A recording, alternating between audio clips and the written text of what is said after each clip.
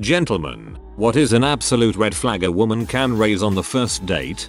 My brother was in the army when he was set up on a blind date by a friend's girlfriend. Apparently during the first 10 minutes of dinner she was talking about how she would be such a great and loyal army wife, and how she thought army wives were so brave and admirable and how she would never leave him if he was injured. He had literally just met this girl. He stuck it out through dinner, faked sick and left. She pursued him pretty hard after, but he lied and told her he decided he wasn't really over his ex and wasn't ready for a relationship.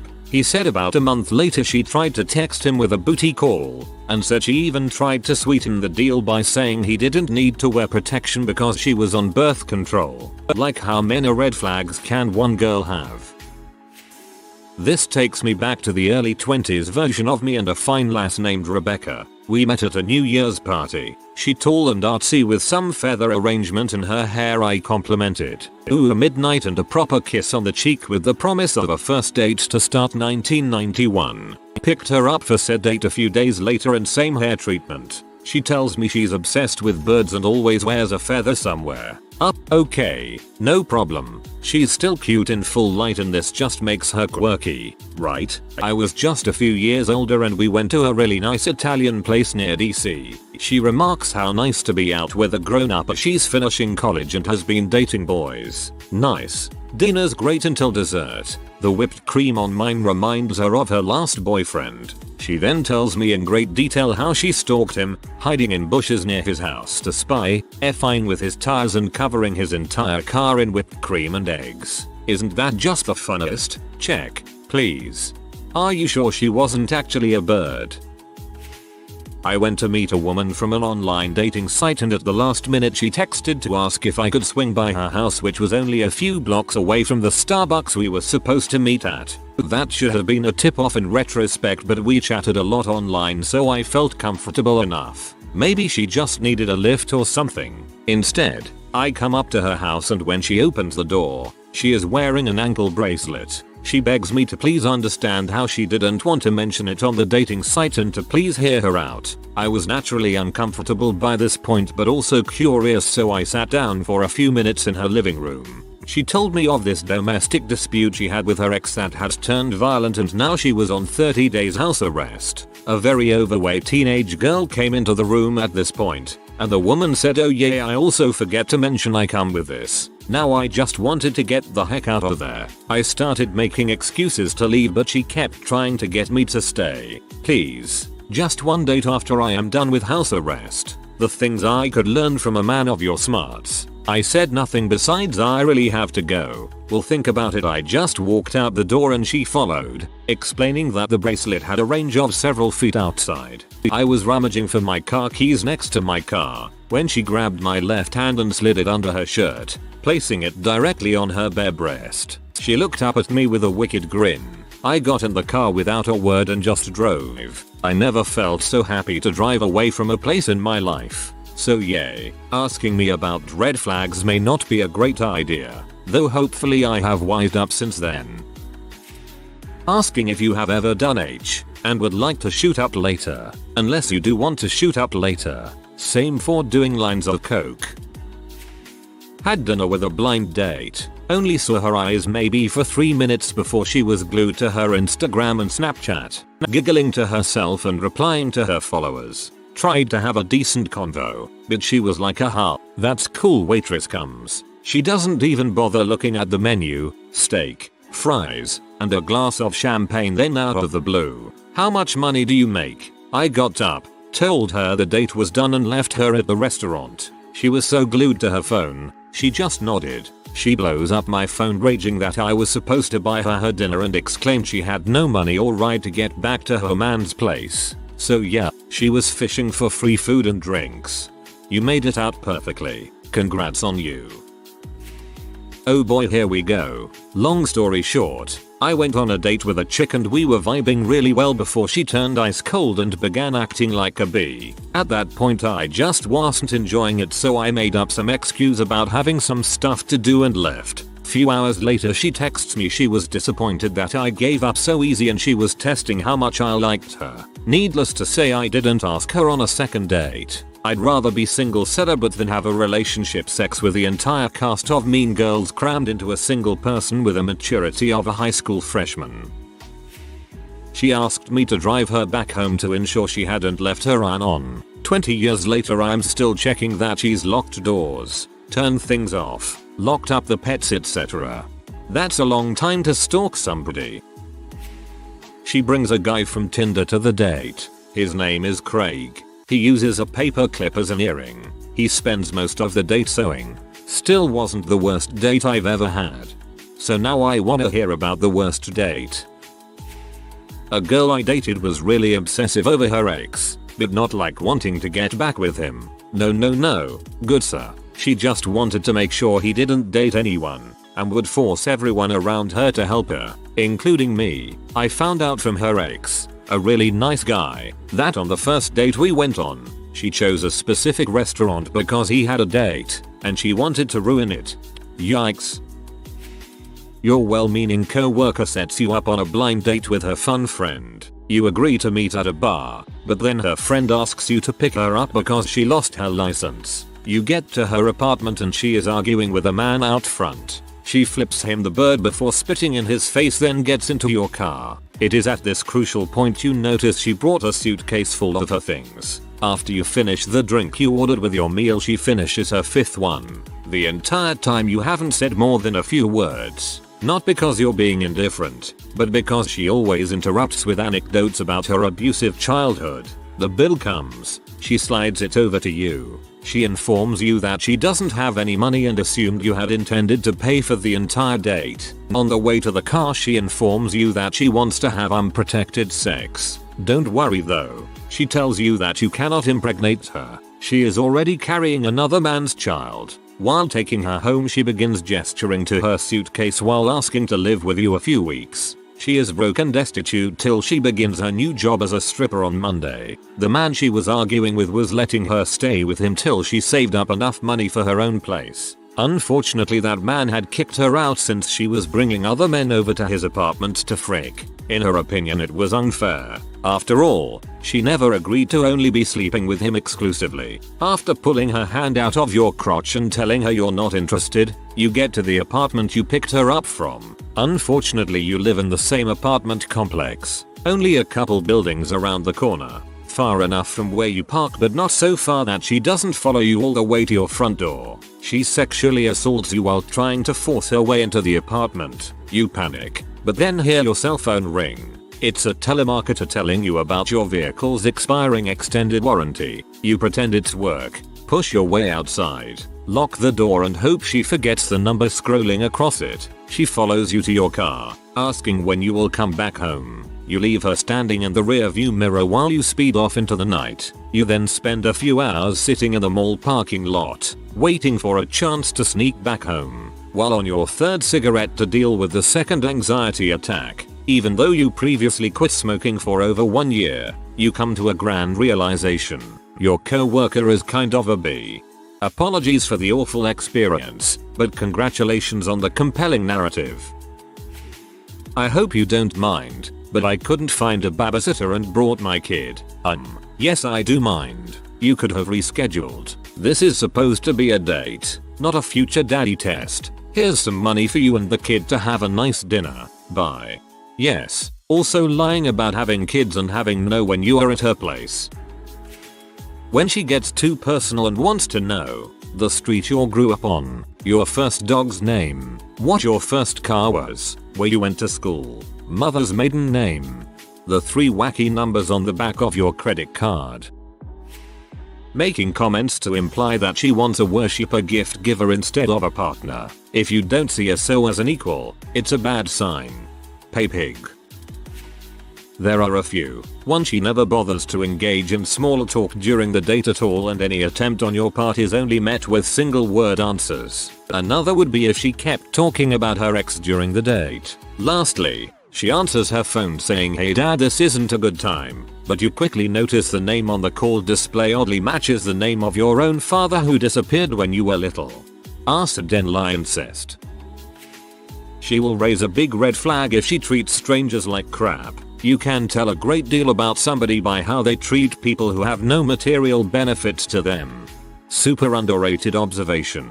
I actually have a go-to business restaurant bar where I know the staff very well. They give me tons of info on how potential business associates treated them, and it is about 90% predictive of what they are truly like to deal with down the road. Automatically ordering the most expensive thing on the menu if they are not splitting the bill. Not treating waitstaff with respect. Not trying to maintain eye contact while not being socially awkward. This one is context dependent. Constant use of their phone. Grossly bashing their ex. Or talking at length about them. Not the normal "oh, my ex was a dong," but really going on about it. Being generally inconsiderate or arrogant. Diverting conversation to talk overly about themselves, even on topics not about them. Not showing any interest in me as a person. My ex and I used to split all our bills and we went on twice as many dates. When every time you bring a girl out is a financial burden, you start to resent spending time with someone. If she starts playing on her phone, that means A. She's just there for a free meal. B. She's already dating someone. C. She's not interested in you. D. All of the above. Apart from all the usual ones, I really know it's not going to work if they start complaining about having to walk a short way when together. I get it if they're wearing heels, but if we plan to go to a restaurant, walk around a bit then see a movie and 200 meters into the walking they start complaining, then it's just not going to work out. I dated a girl once who would get mad if I wouldn't circle around or wait until one of the closest spots were open. Her dad would do it all the time. I happen to be one of those people who park as far away as possible so my car doesn't get dinged by careless kids. It didn't work well. Telling you right at the beginning of a date how much he hates Martin Luther King Jr. Yeah, that was awkward.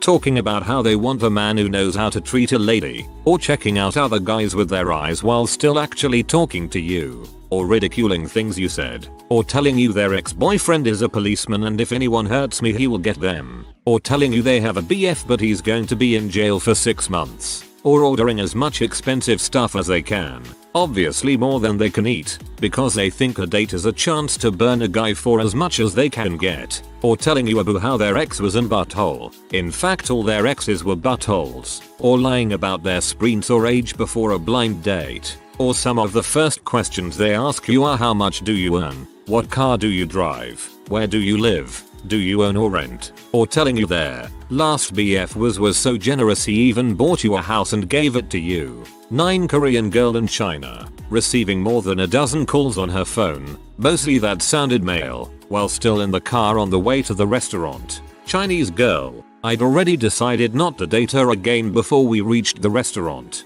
These are all things I have personally experienced dating. Yikes. Came to this thread afraid I'd see something I'm inadvertently doing as a red flag because I can be a little socially awkward. Leaving this thread feeling more normal than ever. Holy crap guys, I'm sorry you're meeting these women. All I see here is a green flag. Trying to make sure you aren't a bad person or trying to improve yourself. There are some good ones here, like mistreating servers, making it clear she sees you as a source of money and expensive gifts, or carrying on about an ex. I don't want to just repeat what everyone else is saying, so my red flag is anyone who seems to be constantly on or have something they're trying to prove. If they can't just relax and stop trying to show what an edgelord victim not like other girls or whatever sort of character they're trying to convince you they are, being around them is going to drain you every time. It's not even worth the pee to me. I like genuine, real people who aren't constantly putting on some show. I want a man who treats me like a queen. Usually code for I want someone to live and die for my happiness so I can be selfish forever. No thanks. When you're dating a girl for a few months who has a small appetite but over time you've realized her stomach is increasing in size. Finally you make a joke and she breaks down crying saying she was raped and really needs you. So, being nice and understanding, you stay with her because you feel you can raise a child and willing enough to do anything it takes. Until you bring it up to a mutual friend and he refuses to look at you. You begin pestering him about it until he spills the beans and reveals she cheated on you in the beginning of the relationship because she thought you guys wouldn't last long and she is going to use the baby as leverage to keep both of you together and use you for life. You get to her house, tell her everything you know, and all she can say is, "Who told you?" In the end you leave her and all of her friends, questioning your entire existence. The next year you meet a wonderful girl by chance and have now been going strong for 2 years. That's a really long first date. In all seriousness though, that's a terrible ordeal and it sounds like it's really affected you. Counseling therapy might not be a bad idea if there's lingering bitterness. I was expecting subtle hints coming here, but instead I feel fortunate I've apparently managed to avoid absolute train wrecks. A few weeks into dating my first real girlfriend, things started to turn weird. She started telling me that she was hanging out at an old friend's place but one of his buddies was hitting on her hardcore. I told her to just walk away but she kept making up excuses that they were all in a room together and she couldn't leave. I told her to tell him she had a boyfriend who wants him to back off and she told me he started threatening me. She kept asking me what I wanted to say to him but I just sort of brushed it all off because this was a conversation through a third party with someone I had never met before. Situations like this kept popping up. She would tell me she was around some guy who was being aggressive towards her, trying to get me to react. I kept trying to act tough to these random people, 15 years old, but really I was just confused. After about a month of dating, she tells me that best friend's boyfriend texted her and said that he loves her and that they should run away together. We all went to the same high school so I don't really know where they plan to run to. She was relaying all of this to me and I started to question it. He was such a nice guy, why would he want to break off his relationship? Why is this conversation even continuing? Why is he persisting?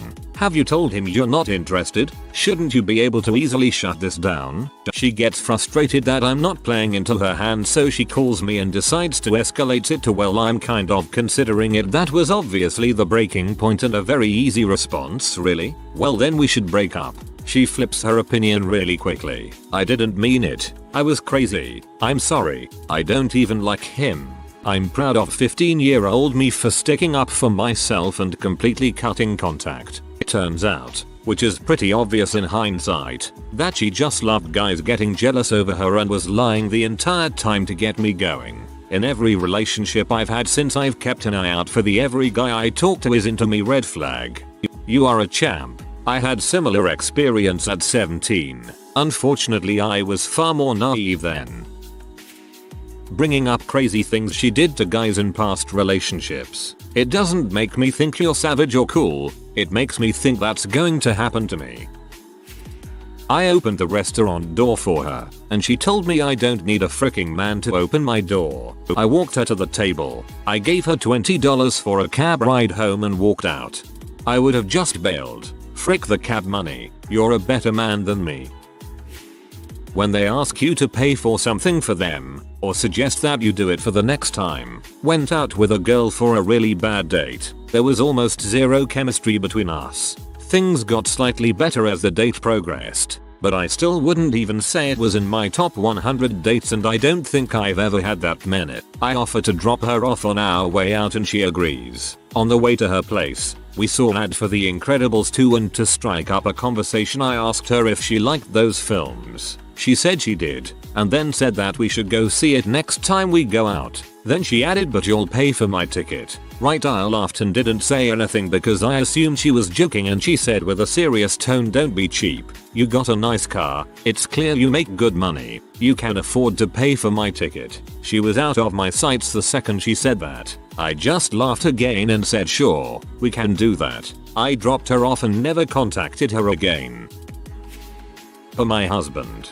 Tell them to read this in the most redneck, hick voice possible. When a girl who looks like someone just pee in her oatmeal keeps calling Angry Orchard Green Orchid, gets mad at the bartender by saying I done got one of these last week. It was a green orchid, and then turns to you and says wanna fist me later. I also like anal. Personally, I disagree with my husband and believe this is a magnetic and appropriate way to exert one's dominance, and now he's telling me about her claim to be from a parallel universe that her pastor explained to her. Never mind. Shut it down. I went on a date with a girl who ordered a steak and a cheesecake and then proceeded to eat them at the same time, like in the same bite. Look, I get weird food combinations, but if you're going to make that combination on the first date, there's a strong chance you have some bodies under your floorboards. That almost sounds good. Might have to try that. Not a first date, but my ex broke up with me because I wasn't putting enough into the relationship. I didn't buy her a 4-month anniversary present, then begged to get back together with me, and continued to complain that I didn't buy her things. Excuse me, lady, but I just found out my cat is ill and need to pay for her meds. Presents can wait. I'm so glad that relationship is over.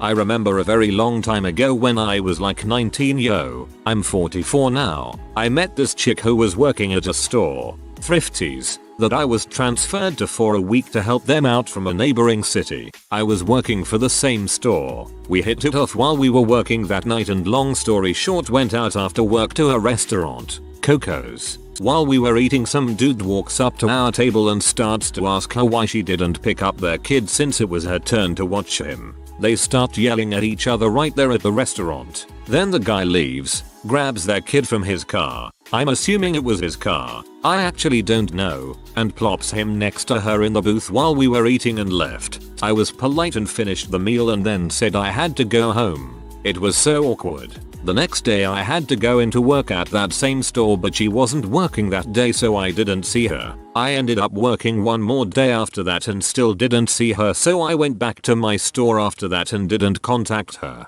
1 week goes by and she ends up calling me at work, since cell phones were not a thing back then, and begs me to have breakfast with her so she can explain things. I have no idea why, but I ended up saying yes and met her the following Saturday in her city at some breakfast place. I show up at the restaurant and she is sitting there with her mother and grandmother. The girl then begins to apologize to me for what happened. She's crying and begging me for a second chance, while at the same time her mother and grandmother were begging me to give her a second chance to BTW. I have never met before and I literally just met her. I can't remember the exact details of what happened at the end of that breakfast, but I never saw her again. I thought I was in the Twilight Zone. Still to this day I always wonder how that dude knew we were at the restaurant since no one had cell phones back then. She asked me to take her shopping on our second date. I have my dad drop us off. Didn't have my license at the time. Age 15. So anyways, she takes me to Victoria's Secret to shop for clothes and stuff. About an hour later and a half later she thinks she has enough things and asks me to help take her things to go check out at the counter. I grab the rest of her things and take them over to the counter to pay. That's when she just kinda stands there and acts like I'm gonna pay. I said something like, "How this is gonna be expensive. Where do you work?" And she says something like, "What do you mean? I thought you were helping me out with this." I kinda just asked if she was joking, and when she confirmed multiple times that she wasn't, she claimed it's not okay to make the lady in a relationship happy or some balls. First of all, we went on one date-ish, movies, and now today, this is not a relationship. Second of all, I'm 15. I don't have $150 to waste on clothes for someone I've spent all of maybe 6 hours of my life on. I keep refusing to pay, mostly saying that I don't have the money to pay in the first place, even if I wanted to. She calls her dad and has him pick her up instead of waiting for mine. Praying my date next weekend doesn't go the next way. I've only dated 2 people before and she was the first. I don't think this girl is the same way as the last at all though, so I think we'll work out. Once started dating this gal who shared everything with me, from her dog that she had to take care of for the last year and a half because he was dying, to the sexual trauma that she had been through, to her birth control that was suffering side effects from, to how much it's going to cost to fix her car. Nothing positive was being shared, and all the bad stuff she was kinda brushing over like it still wasn't the worst she'd been through. I had to ghost her because I'm a bleeding heart and even I couldn't help but want to try to fix her problems, but I had enough problems of my own to deal with that. is married, gets drunk before telling you and during the dinner date orders a second dinner to go. I told her she is paying for the meal. Went on a date with a girl I met on OkCupid. I picked her up since she didn't have a car. It was 40 minutes to get to her place. She wasn't anything that she looked like in her pictures and she is very much not my type, but I figured, you know what, I'll give her a chance, who knows. She suggests that we go to Dennis because it had the best breakfast. Definitely doesn't BTW. We sit down and try and have conversation, but here are the topics she wants to talk about. Dang, our server is so hot. I love girls with big asses. X2 this happened. I went on a date with the submissive guy before you and he was so cute, but like war into me and I just didn't feel the same. You know, isn't it weird how many black people are here? She was black. I'm white. Welp. Check comes on a single piece of paper and she asks how much is it, so I show her the receipt and she proceeds to go into her purse to get money out. Now look, my view is if I ask you to the date, I'll pay. If you want to pay for yourself,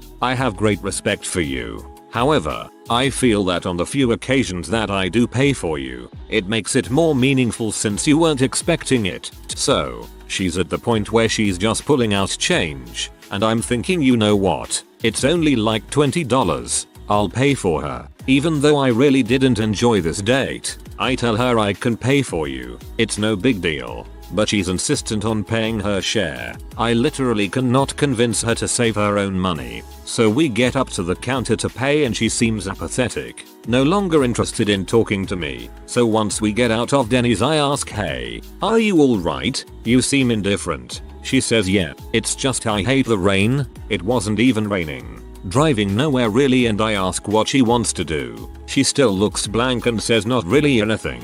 Just want to go home. I want to keep hanging with her to see if I can make her feel better. So I throw out ideas like going to the mall, movies, bowling. She says no to all, just wants to go home. Okay, here is the major red flag. I'm driving her home and about 3-4 minutes of dead silence she says okay, so I'm going to be honest with you. The reason why I'm upset is because you made me pay for myself. What? I explained that she was giving me signs of not wanting me to pay for her and I respected her decision to pay for herself. Then she rambles on about how unfair she's treated and I'm just giving her the silent treatment. We get to her house and I crap you not. She looks at me and says, so, do you want to come inside for a while? I dead but look at her and say I'm sorry, but no. She walks off inside. I drive home and she's blocked me. It was my first date ever. We were in a bar that was having a cover band event. She went to get some drinks as I kept the table and comes back chatting to a guy. Seems to be her friend, but after talking to him for a while, it was her boyfriend. That was just back from a trip. He even had his travel bag with him. He was such a great guy. We even maintained contact for a while and after they broke up, I told him about that day.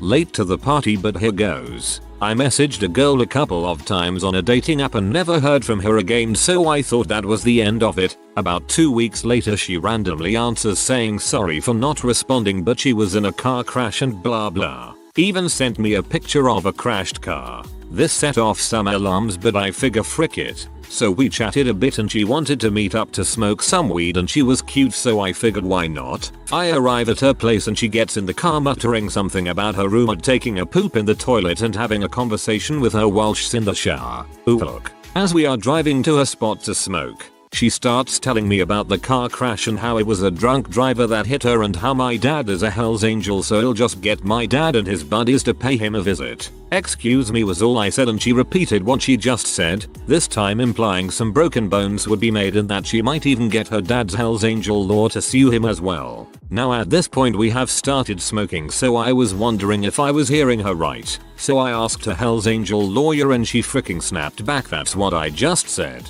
So needless to say she was freaking me out major by this time and I kept looking in my rearview mirror half expecting to see her dad on his bike swinging a chain above his head. But nothing.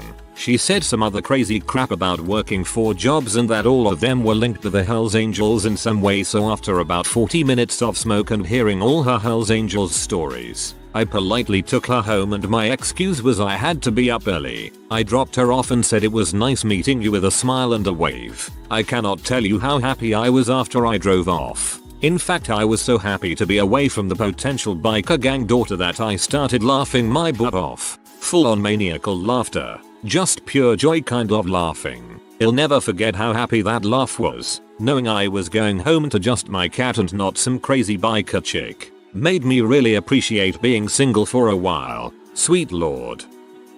Women of Reddit. What was the smallest thing a guy did on a date that seemed to be going really well, that completely ruined it? Date was going great. Nice guy. Really sweet. Very smart. When he ate, he took like 4 or 5 bites at a time before chewing. He filled his face as full as legally possible. His cheeks would bulge out and he could barely keep his lips shut. You could see all the food mashed up and grinding around through his little mouth hole. I knew in that moment that I hated him. Now I'm just imagining teams of lawyers debating how much food in your mouth at once is the legal limit. Nice guy, nice date. Except that he got annoyed every time I interrupted him to respond to something he just said. It was impossible to keep a conversation going because he would ramble on, and when he was finally done talking I had at least 3 different things to respond to. The conversations couldn't evolve because he didn't allow me to jump in with answers, counter-arguments or points of view. He made reservations at one of the most expensive restaurants in our city. When I sheepishly offered to split it, he says, "Oh, you didn't think I was going to pick this all up, right? I don't have that kind of money. I don't care about how much money you have, bro, but if we're splitting it, I get to have a say in where we are going."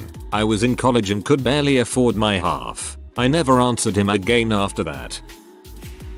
Guy offered to buy me a drink. I don't drink, and had told him that before I agreed to go on the date, so I figured he'd just forgotten and I politely reminded him. But then he wouldn't let it go and kept making me justify why I don't drink. It got as far as him saying he couldn't think of any reason I would need to be able to think clearly before I noped the heck out. It's really a shame because prior to that he seemed really nice.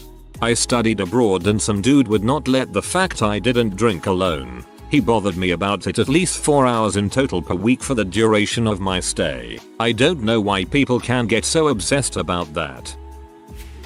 I was around 15 and went out on a date with a 17-year-old boy. It was the first date of my life and I was pretty stoked. He was really fun and I thought it would be super sweet. I barely knew him though. Anyway, we were sitting at this bench next to a street lamp, talking about our lives and stuff, but he couldn't look me in the eye at all. His eyes were fixated on my boobs. It was so uncomfortable. Sometimes I'd just stop talking and he didn't even notice. I told him I had to go home and never spoke to him again. I went on a first date with a guy who was a class away from getting his doctorate in something. Don't quite remember cause it was 4 years ago. Date was going well and trying to get to know him more. I asked about his work. I remember him saying he worked in a lab and then explained in detail about what he does. He was very smart and I had absolutely no clue what he was talking about. I told him flat out, in a polite way, that I had no clue what he was talking about, but it sounded interesting.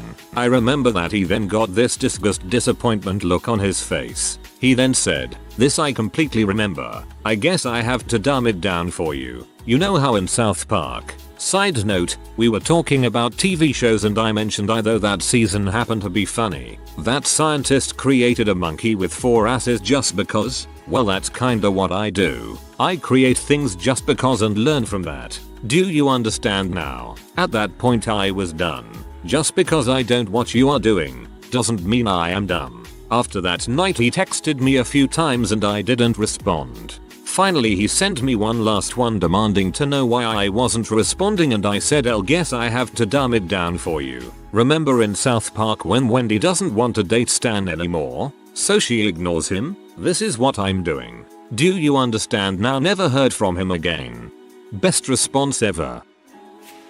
My moment. He invited me over to his place for dinner. He filled us each a plastic cup with of some kind of great wine, like a Boone's Farm type. I asked for a glass of water, and he grabs a large styrofoam Smoothie King cup, fills it with water, and hands it to me. Reddit. This cup had obviously been around the block a few times, because it had those teeth indentions everywhere on the brim of the cup. I ask, "Do you not have cups?" His response, "That is a cup." Technically, he was right. I mean, why invite me over for dinner if you're not prepared? He also only owned one knife, did not have any tables or chairs to sit at, and did not own any plates. He ate out of the skillet. I ate my food on the box it came on.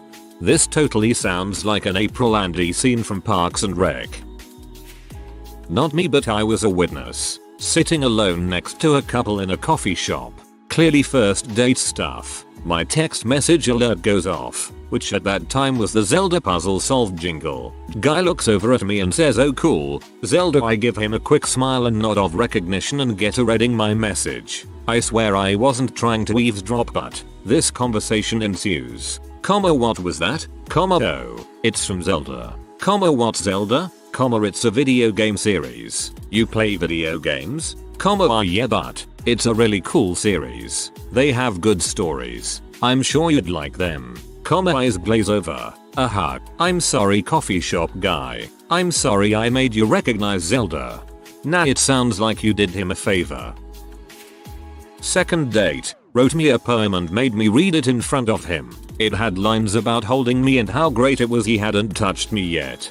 LOL, I had this happen to me too, and we didn't even go on a single date. I met him at a bar with my friends. He asked me on a date. I thought he was cute, so we exchanged phone numbers. Then the poems started coming. Well, at least I am not alone in this. First date. I hadn't realized he had a pierced ear until he showed up with a dangly feather earring. I don't really like pierced ears on a guy, but I'll deal with it. Not a big feather earring, though. Still, it was okay. Thought I'd give it a second chance. Wouldn't it be terribly superficial to not give it a try over a feather earring? Maybe I wore something he didn't like, too, but he overlooked it. I invited him to a friend's Christmas party at a hotel. Second date. Shows up for the Christmas party wearing a tie with cartoon cows freaking in a variety of positions. I was torn.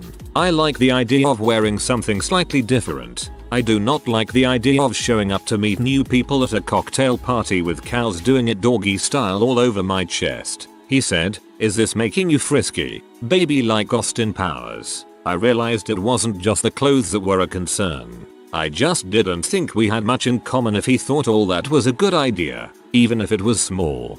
Cows call it cow style, not doggy style. Show some respect. He got weirdly critical about me using my left hand to hold my fork with. I'm a lefty. He said it was improper. Then we went to his place. After I told him at least 3 times that we were just going to hang out, no sex, and had a beer each, and he claimed he was too drunk to drive me home. Yeah, I called my roommate and thankfully he insisted on coming to get me. But left is correct. Dodge a freaking bullet there. Not me, but a female friend of mine was just telling me about her most recent OkCupid date. Her description went something like this. Everything was going really great. He is smart and funny, and easy to talk to. He seems like a great dad to his kids and gets along okay with his ex. Always a good sign. Just really down to earth guy, and it seemed like there was some nice chemistry. After dinner we decided to go have a drink at a fun little bar about a mile away. We got in his car to drive over there. He kissed me, which was nice. Then he took out his penis. When some guys complain that women supposedly only date buttholes, this should tell them that usually they disguise themselves first.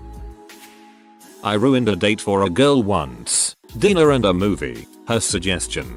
Dinner was super great. Movie, we were chatting beforehand. It's awesome. I ask if she'd like popcorn or a drink. She wants popcorn. I get to the end of the row and realize I should ask, which is what makes this crazy. I yell back, "You want butter?" I swear she nods yes. I get back to the seat. "There is butter in this?" "Yeah," I yelled back. "I thought you said yes." She said she didn't remember me doing that. So I wasn't going to fight her. I just apologized and asked if she wanted me to go get her one without. She said no, it was fine. Then in the next 5 minutes she made at least 10 comments about "I wish this didn't have butter," and at least twice she refused to let me go up and get her a replacement, or go get her own replacement, or not eat the popcorn. Finally I just made a joke about it. "You're not gonna be able to let this popcorn thing go, are you?" And she said no, and obviously this isn't going to work out. "Thanks for dinner," and she got up and left. Was on a coffee date with a guy who initially seemed really nice. but he would not stop talking about Doctor Who, even after I made it clear that I'd never watched it, had no idea what he was talking about, and wasn't interested in watching it to find out. I mean, come on, how hard is it to pick up on the fact that we've been on this subject for the better part of half an hour and I've barely said anything? Afterwards he insisted on walking me home, even after I said it was no big deal and only like a 7-minute walk. Out of his way. I couldn't even ditch him at the tram stop. After telling him I thought we should just be friends, he still walked me to my door. Had to think hard that it wasn't me you were talking about. When I was 18 I went out with a guy who was 20 and said that he always got away with buying alcohol. He tried to impress me by buying a bottle of wine, but when the waiter asked for his ID, he said he had forgotten it at home. That alone wouldn't have been too big of a deal, but this happened at the second restaurant we went to that night. He had originally taken me to a much nicer place, but then after looking at the menu told me that he couldn't afford it and had us leave. I don't actually care about any of that, man. I'm on a date with you because I want to get to know you. I don't care if we go somewhere inexpensive, but don't try so hard to seem cool, especially if you can't pull it off. He had originally taken me to a much nicer place, but then after looking at the menu told me that he couldn't afford it and had us leave. This dude did not plan ahead correctly at all. I took a gal I knew from high school out on a date when I happened to be in her neck of the woods at one point. She said she didn't want anything fancy and she half suggested, half demanded that we go to Denny's, which we were thrown out of after 10 minutes due to her laughing maniacally at her own jokes and loudly recounting the story of how her and 2 of her friends went to a donkey show in Mexico as a girls' night out. I should have just taken her home then, but instead she suggested a wings and beer restaurant. Turned out she used to work there, and she spent 20 minutes in the back saying hello to all her previous co-workers. When it was finally time to order, she tells me she had already ordered for herself, so I ordered a chicken sandwich. When the food arrives I discover she had ordered 80 wings, and she proceeded to eat just the skin off the wings, leaving the meat behind, and downed 5 beers in the process. She of course had neglected to bring any way of paying because it was a date, so I had to foot the enormous bill. On our way back to her place she kept talking about how long it had been since her last clothes off, sloppy, hard sex was and that she was so ready, and once we got to her place she ended up passing out in the shower. I shut the water off, had her roommate help me get her out of the bathroom and into some PJs, and I left. Still worth a read. That chicken wing thing is just bizarre. He interrupted me about 3 times in 5 minutes. Not like nervous interruption or absent-minded. Just what I have to say is more important than what you are saying. That is a bad way to start a relationship. He farted. Now one fart. That's just hilarious. But multiple farts, making it sound like your digestive system is going to explode. Combined with the smell of 1,000 rotting corpses. Just, no, I don't date much. And he was a good guy, I just couldn't get past the endless farting. Plus, if you let all your farts out during the date then you miss the big she just walked in the house and now I'm free to fart, which is the most satisfying fart ever. He flirted with a guy for a while before we met up.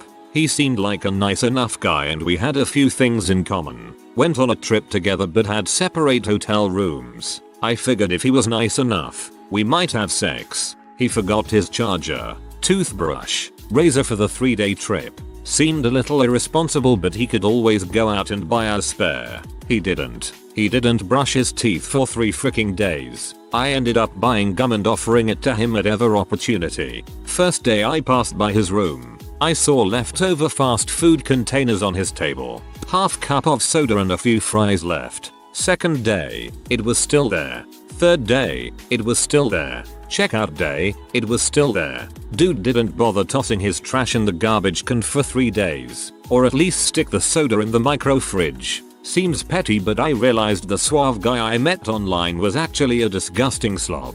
You were not being petty at all. This guy's is a pig. We were different races and he just kept talking about it. There wasn't any get to know you conversation, just fixation on my race. BTW I'm white and this was in the Midwest. Not really special. Don't hold and lick the back of my hand on the first date. Then, proceed to tell me how yummy I would taste if I was cooked. I appreciate the romanticism but nope. Nope. Nope. Out of there ASAP because I was not about to be Hannibal's next meal. Heck, I once told a girl she had nice skin. That would have been okay if I hadn't then followed up with I don't mean that I want to use it to wallpaper my basement or anything. Fortunately, she saw the funny side, but I'd not have blamed her if she ran screaming. I always go on a date expecting to pay my half, but as you know, a lot of men pay for at least the first date. Anyway, we were at a coffee shop and he stepped up to the counter, placed his order, looked back at me and asked me what I wanted. Since this seemed like a pretty obvious sign that he was going to pay, I gave him my order and said thank you. He paid for the coffees, handed me mine, and said, "Don't expect this every time." Are you kidding me? I didn't expect this in the first place, butthole. And surprisingly, the date didn't get better. I was hanging out with a friend at his place, listening to music and sharing good conversation. Not necessarily a date, but he was being flirty and we were both single at the time. He asked if I minded if he smoked and I said no. He proceeded to get so high that he fell asleep soon after. He had picked me up so I was stuck there without a ride. It wasn't him smoking that I minded, but it made me feel like I wasn't interesting enough or something. Plus he didn't seem to think about the fact that he left me stranded there. Certainly wasn't very thoughtful of him. At the end of the date we went for a drive. He was obviously turned on and I let him know that I was having an amazing time but it was my time of the month and I wasn't feeling the whole sex thing. We had done it before so it wasn't like a first date, but he turned into a whining 4 years old and practically begged me to have sex, give head, etc. As much as I thought he was hot and loved giving him head, I legitimately was not in the mood. He kept up the whining and crap for a good 10 minutes, suggesting different things and literally begging. I decided it was time for me to go. Completely ruined the night and really put a strain on our friendship relationship in the future. Took me a lot to get over it. I dated a guy like that once. We were together for 4 months, but I didn't give it to him often enough so he went elsewhere. The entire 4 months. I apparently ruined a second date once. I wore the same pair of pants for both outings. The dates were a week apart and I honestly forgot what I wore the first time. She commented on them as soon as she saw them and then was barely communicative for the rest of the evening. Told me he traded in his old BMW for a new BMW because he wanted leather interior. He had also crashed his Nissan Z a month prior into our. We actually lived in the same apartment complex. Apartment sign outside of the complex. He was about 8 years older than me, and I thought he was irresponsible. Irresponsible is putting it lightly. That all made me groan. One time I went on a date with this guy. We went out to dinner, had some drinks and he was such a gentleman. Paid for everything. Super sweet, good looking, very complimentary, and everything was going great. We went back to his place to chill and smoke and we're watching some dumb TV show and it happens. This fool starts laughing so hard, he's dang nearly shouting and he's flailing his arms and legs in the air. I had to move to the other side of the couch for safety reasons. The date ended pretty quickly after that. Hahaha, I'm just imagining you sitting next to a human wacky, waving, inflatable tube man. Not entirely relevant, but my dad got the wrong day for a first date so didn't turn up at all, leaving her sat alone in a restaurant by herself. He must have said something right though, because they rearranged it and are getting married next year. Dang, your dad must be one smooth dude. It wasn't really a date, maybe, but I went to homecoming with the friend of my best friend. Before the dance, we went to dinner with friends. I expected him to sit by me, but he did not. He literally sat as far away from me as possible and barely even made eye contact. After the meal, the waitress asked how all of our checks were being split, and I said that I would pay for my own.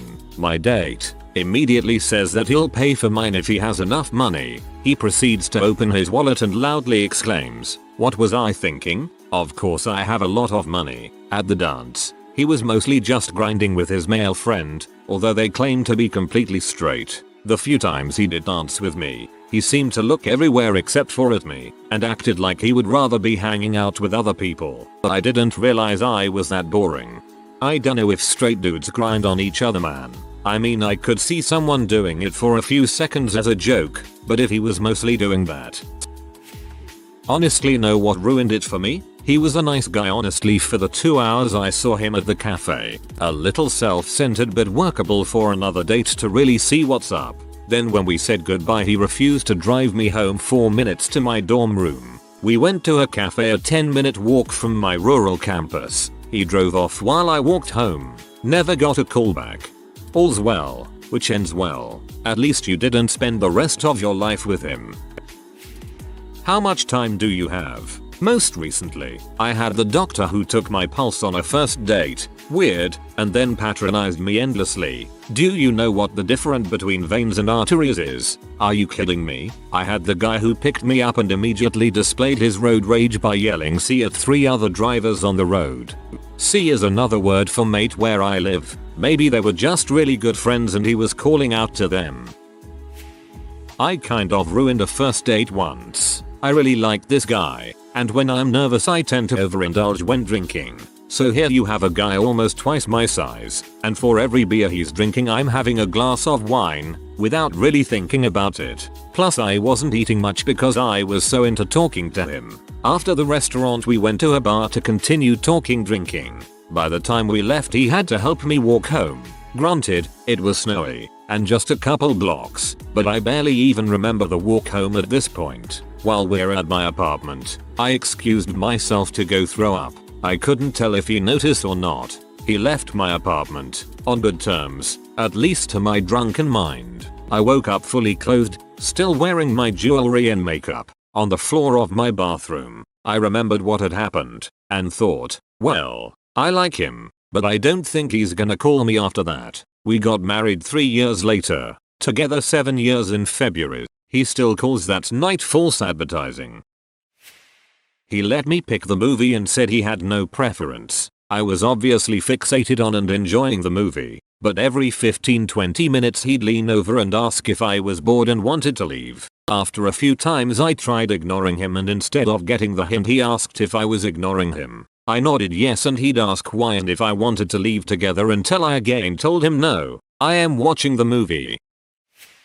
Met this guy online who's totally my type, chatted for a few weeks and decided to go out and have dinner together. It was all good, and he was cuter than his picture, which never happens. However, later he took out his phone and started texting his friend. I don't like to spy on people, so I didn't ask him what he was doing. He continued to do so quite a while and I just sat there awkwardly eating my food. That's when I knew he's not for me.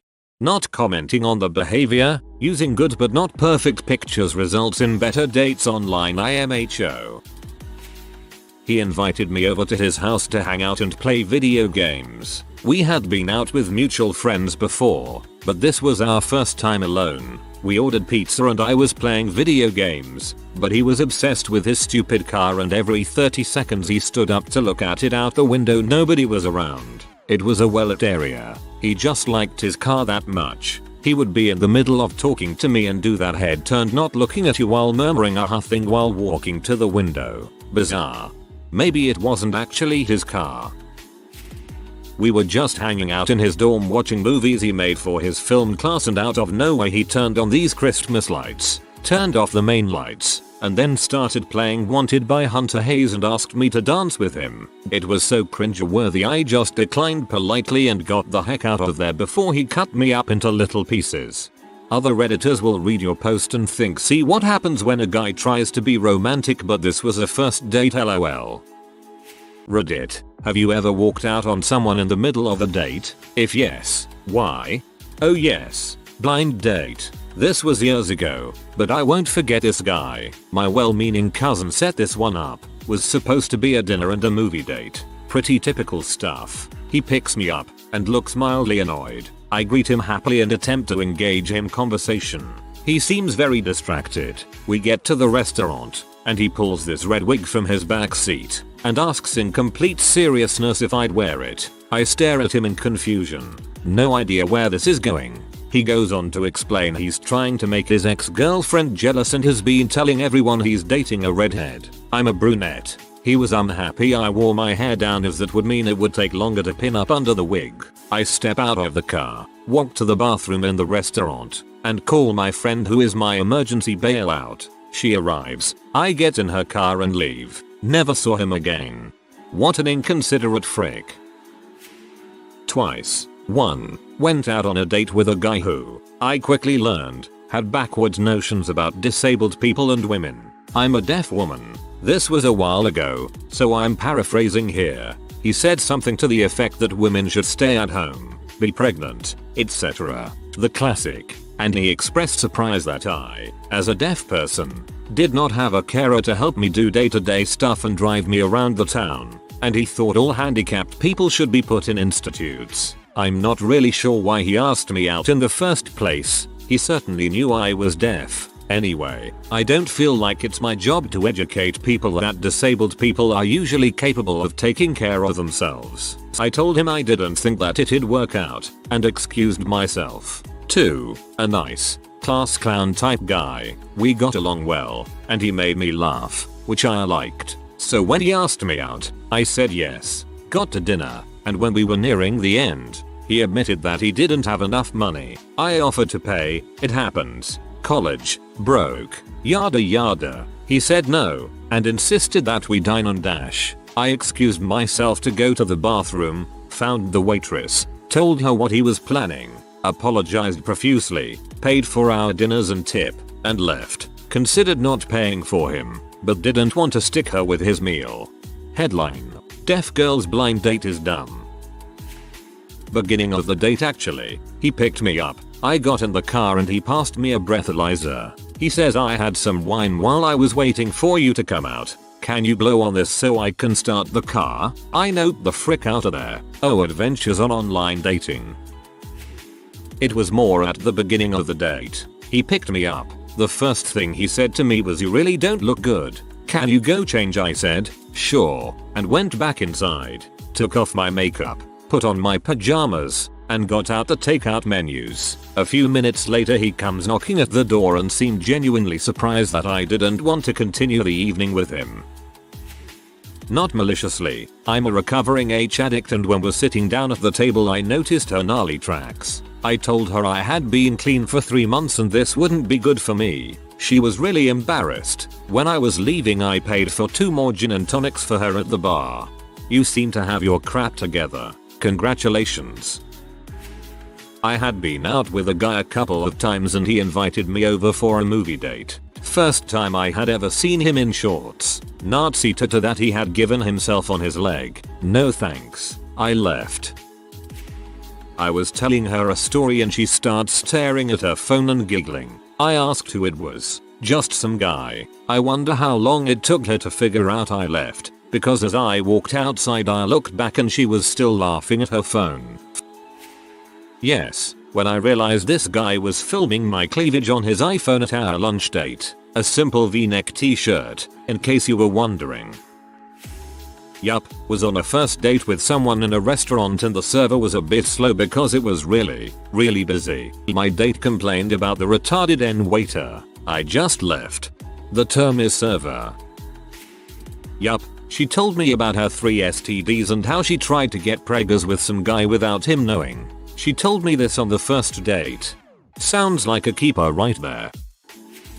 She only lasted about 10 minutes and wouldn't stop talking about her ex-BF. How they shared a dog, how they ate lunch together every day, how he got her an awesome job, how he had a bunch of stuff in her basement, how he got off by peeing on her. Well, gotta go. Work is calling me. Yeah, my phone was on vibrate but it is an emergency or something. I would left up until the pee part. Now I'm just curious to see where this night's going. Long story short, I was 22 and he was 28 and he asked me to meet him at his house as a halfway point to the restaurant. Turned out to be his parents. He wasn't ready for the date because he was finishing up work on his laptop. After waiting 30 minutes, found out he was playing WoW. Said he would finish up soon. Waited another 20 minutes and threatened to leave. He tried getting intimate. I asked for the bathroom to freshen up. Left and he called me 4 times within 5 minutes asking where I went. I bet he tanked his arena rating later that night because of you. So after she had gotten S-faced and called up Bray, her dealer, to order some coke to do in the bathroom, I figured this first date had nowhere to go but down, and that I needed to get her onto her train back to New Jersey before she ended up sleeping in Penn Station. Trouble is, well, two problems, actually. First, she kept trying to get back to the bar and threatening to walk out into traffic because she was so drunk and despondent that she no longer wanted to live, so that was dramatic. But second, she was kind of into being spanked, like, a lot into it, and she wanted to be spanked right there on the street, in front of God and everybody. Well, this is right across from the police station, as you might know, and there are cops everywhere, and she's begging me to spank her, and threatening that if I don't, she'll walk out in front of a truck. So if I spank her, it'll be a heck of a show for the cops, and if I don't, then I'm going to have to physically restrain her, and if a cop sees me holding her down, both of our nights will get a lot more interesting than they already were. So I spanked her, bent her over, on the street, and gave her 5 quick ones. She seemed satisfied, got on her train, and I never saw her again. The cops seemed bemused, but apparently spanking your drunk, coked up date on 33rd Street isn't cause for alarm. The NYC cops had way more important things to do than go after drunk people. Went on a date with a French guy. Early on and in a thick accent he said, "Look, I want to frick you. And not in the nice way, in the penetrable way, number." So romantic. He was a nice guy. The date was going fine. Till halfway through the movie, he tried to slip his hand up my skirt. Hadn't even gotten to first base. Tried skipping all the way to third. I got up, told him I was leaving, and he followed me out to the lobby, screaming at me for being a tease and a prude. Security stopped him and told him he needed to leave me alone or they'd call the police on him. Then one of the men working security asked how I was getting home. When I told him I had to walk, he convinced the theater manager to let someone drive me home. It all ended well, but the idiot was surprised that I said no to a second date. Props to the theater staff. That's great they were there for you. Good riddance to that butthole.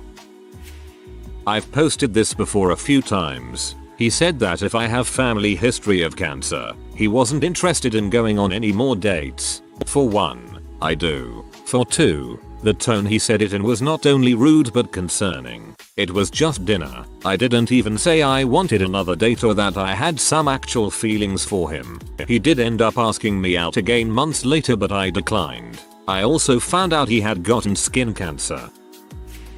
Yes, 33F. Third date. He was a 34M. On our walk to dinner, he directly asked if I would be interested in losing weight because he was sexually attracted to the physique of tall and very thin models. He even recommended several books and diet plans during this talk. So very nice of him. I am 5 feet 2 inches, 120 pounds. Apparently, I need to buy one of those medieval stretching machines while I am at it. Holy frick. Nope. I kindly excused myself to the train before we got to the restaurant. I have since gotten about 10 emails apologizing and telling me about his daddy issues. I have ignored all. Whoa. Just wow. He's a Redditor. I hope he fricking sees this.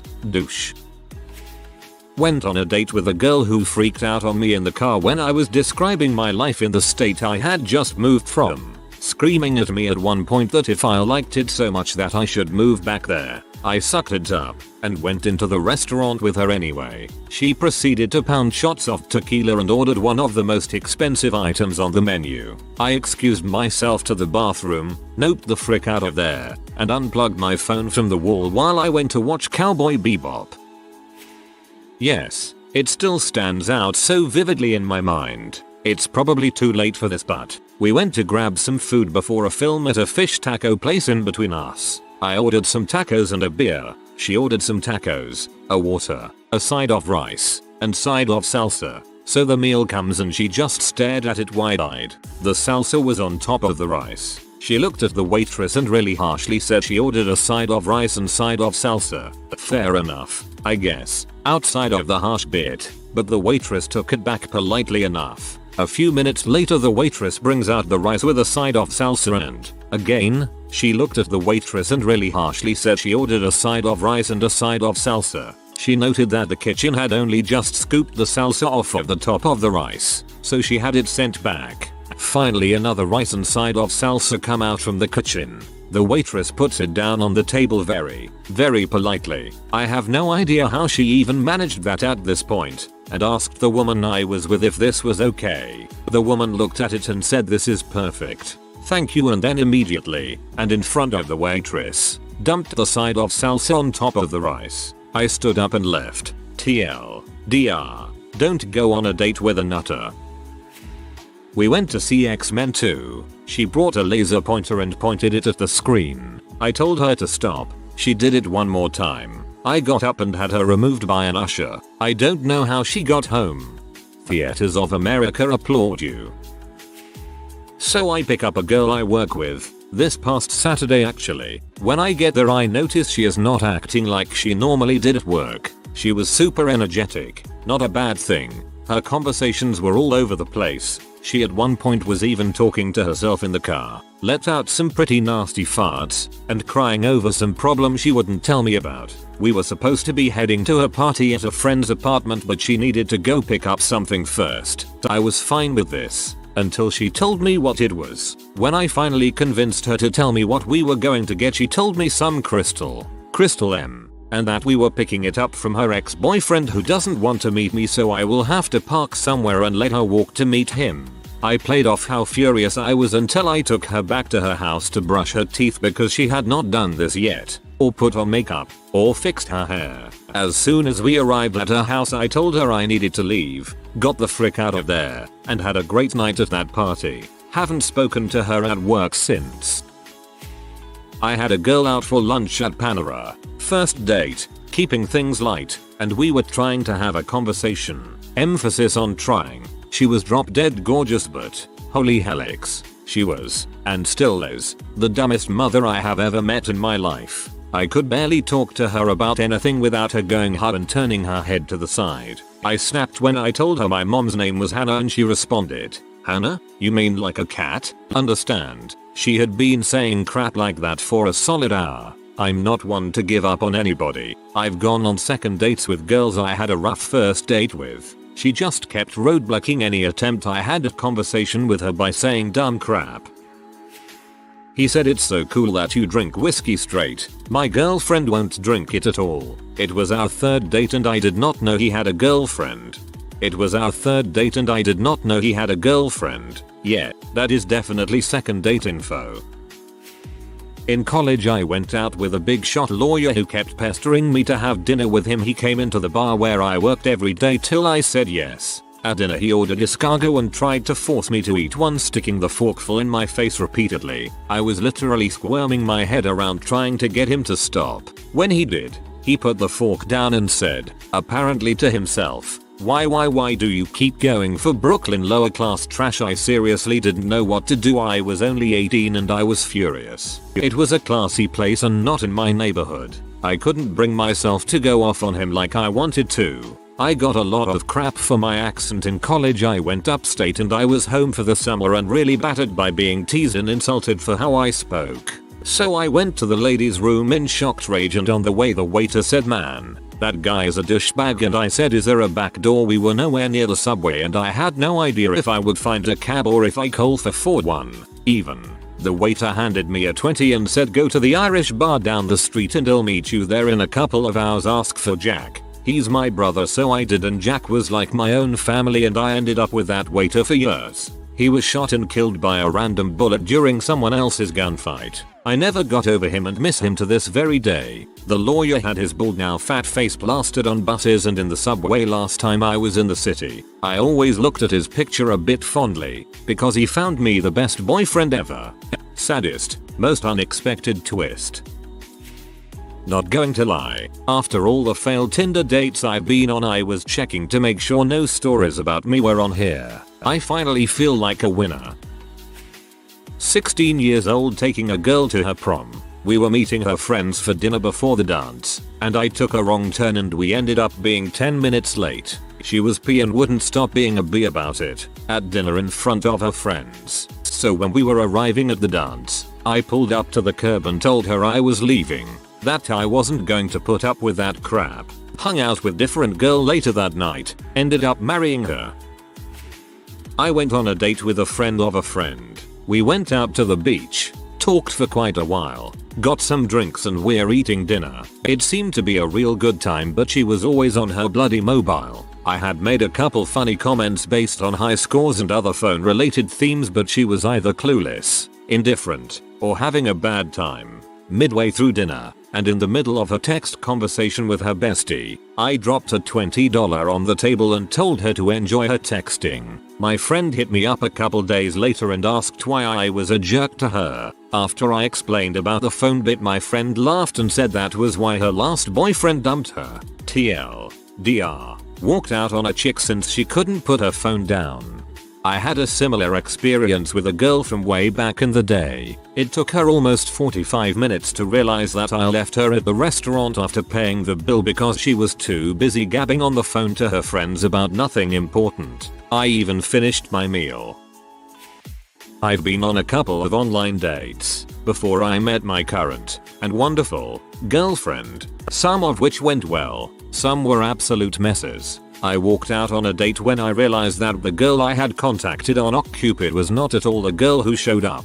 The girl who arrived was hugely, heavily morbidly obese and didn't look anything like the photos on her profile. This wasn't a matter of flattering angles or old pictures. It was a completely different girl. Turns out, it was her friend. I noped out of there. It wasn't the fact that she was overweight that caused me to leave, although I'm not attracted to that. I did go on a date with a heavy girl that I had met on OkCupid because she was funny in messages and was honest. It just didn't click at the date. It was the fact that she had so strongly lied on her profile and expected that to be a good way to start an honest relationship that caused me to bail. I told her the truth and left.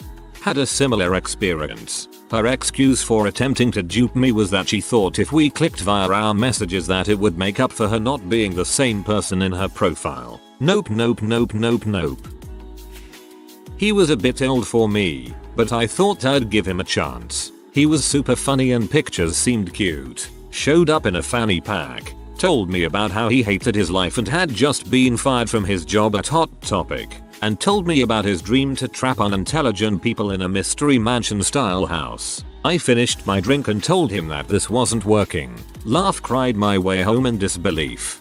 Showed up in a fanny pack. I didn't know they made them that big.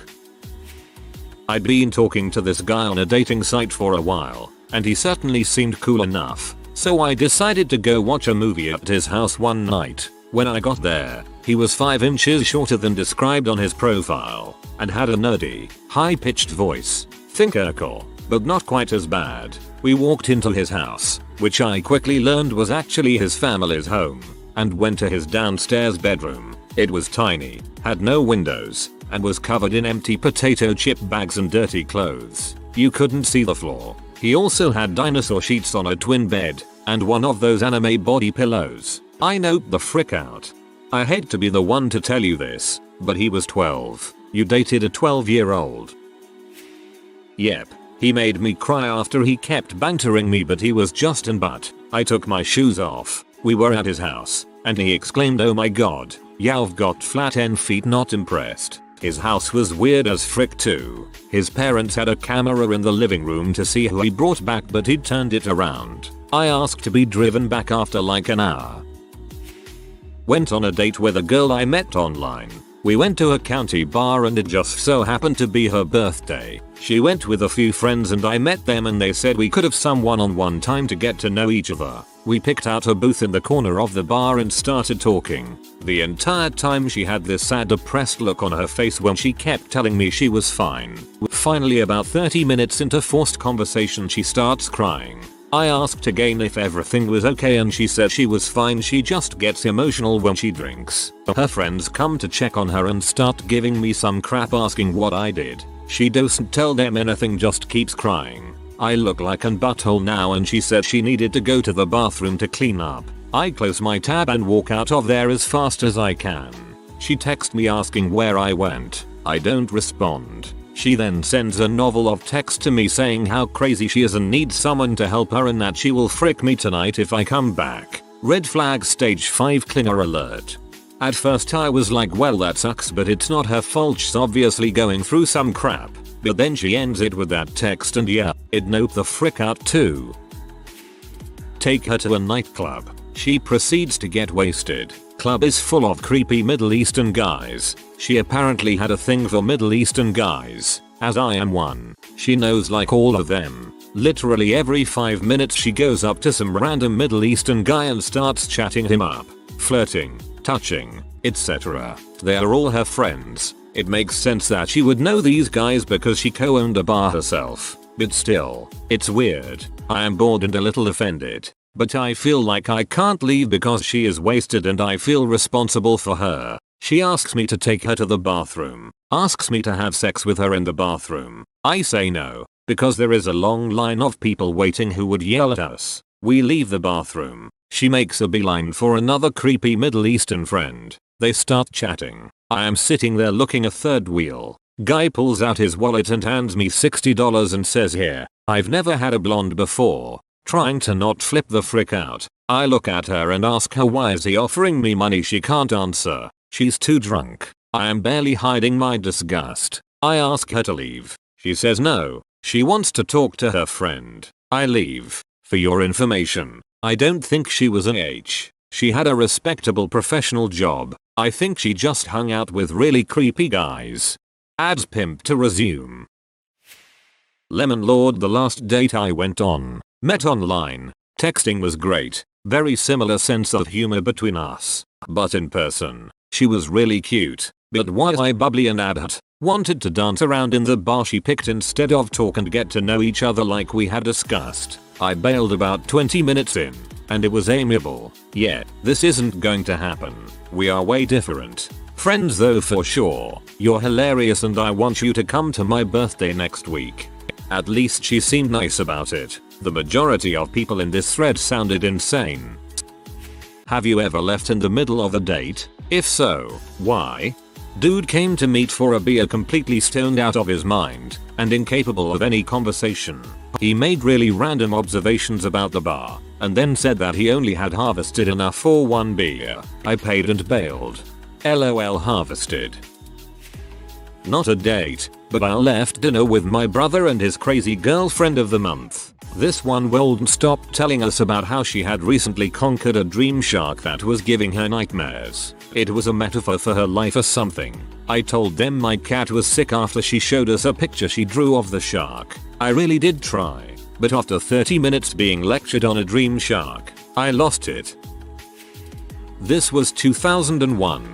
Met a girl cycling in the mornings and every morning we seemed to have the same schedule. We chat while we rode. She was funny and had a killer body, so I asked her out. We meet up for lunch, talking for the first time not on our bikes. Not 5 minutes into it 9/11 comes up. She said the following: God didn't protect us because of the gays in NY. Islam should be illegal in the US. She saw no problem killing Muslims and or gays. Non-Christians shouldn't be allowed to vote. Bonus: she almost didn't come to the date because there are so many blacks in the city. Note, this was not a discussion. It really came out almost bullet pointed. I'm just sitting there going aha. She goes from one topic to another. I straight up just said, you are truly a horrible person. And went on my merry way. Stuck her with the bill. If my grandmother dated or cycled, I would think that you were talking about her. A couple times. The most memorable was when the guy put his hand on my thigh and whispered, just so you know for later, I'm HIV positive. I think that under the right circumstances, that's okay. Maybe not as creepily as that, but it's good to be open about STDs if something were to actually happen.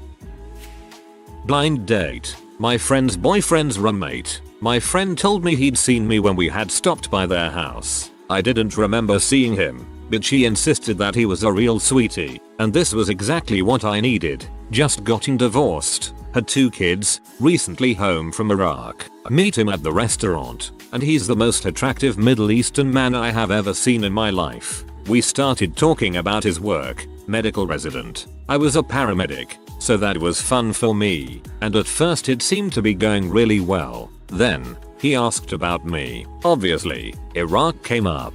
I'd only been home for 6 months, so it couldn't be avoided. Turns out he had really strong feelings about the war. Funny thing was, for the most part, I agreed with him. Trouble was, he jumped straight to the "you are a murdering racist, I've got a temper, and I had PTSD, so my fuse was a touch shorter than usual. Thus ended my first date of divorced life. I ended up married to the next guy I went out with, so that's the only story I've got. But seriously, if you are fixing up a veteran on a blind date, at least clue in the other person about it, especially if that person has a valid reason for having very strong feelings about it, like, you know, they are from the region that was invaded on questionable pretexts. This one makes me sad, I think both of you had very understandable reactions, not polite, perhaps, but understandable. Not to stretch a metaphor too far, but it really knocks home the idea of how the horror of war separates people who might otherwise love one another, in another time and place.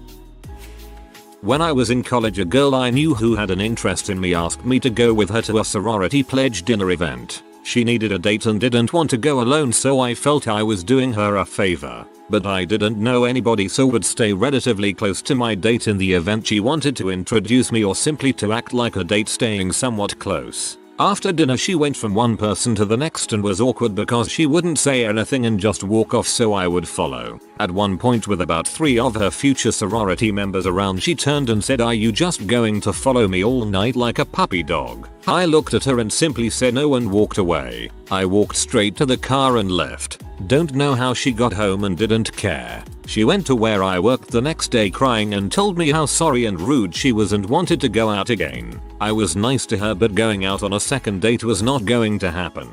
Rude response, but at least she apologized. I think the cordial but no second date stance was a good spot for that interaction.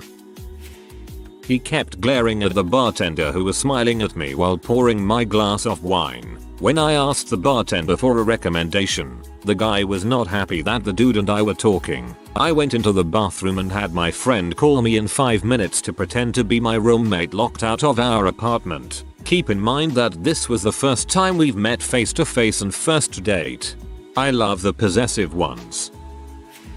Met a woman on OkCupid, and after chatting back and forth for a few weeks we decide to meet for coffee at a local Starbucks. When she shows up, she's much heavier and older than her pictures, and looking like she's coming off a 2-weekend bender. I decide to play it out, to see what happens. Conversation was pretty dull till she started talking about her job and how much she hates it, mainly because her bosses don't pay her a lot because, I quote, "the Jews." I immediately excuse myself to the bathroom and call a friend for the classic call in 5 minutes with an emergency. No response. Time to man mode it. I go back to the table, state I have to leave, grab my coat, say it was wonderful to meet her, and bolt. Thankfully never heard from her again. I was 19 and accepted a date with an older guy. I thought he was probably 27 or so, but it turns out he's 37. The club where we met danced, he got my number, was sort of dark. We go to dinner, and he starts reminiscing about going parking and making out back in the day and would I like to go for a drive later? Something I ate gave me a stomachache. Sadly, I had to go home early, in a taxi. She was from a nuclear family with lots of money. In itself, not a bad thing. However, she proceeded to go on a rant about trashy people from divorced, remarried and single parent families, and how those people would never amount to anything, that sort of thing. She also mentioned how she could tell I was from a traditional family with wholesome values, not some loser raised by a single mother or influenced by a runaway, deadbeat father, her words, because I was clearly raised right. At this point, I get up from the table, track down the waitstaff, and ask for separate checks, as she proceeds to call me an butthole for not paying for her meal and acts confused about why. I tell her not to contact me again, but that I'll be sure to pass on to my single mother that people are noticing how well she raised me. She probably told everyone in her social circle how your rudeness further verifies her theories on single parents while leaving out all the crap she said to you. Great thread, sad I'm a little late with mine.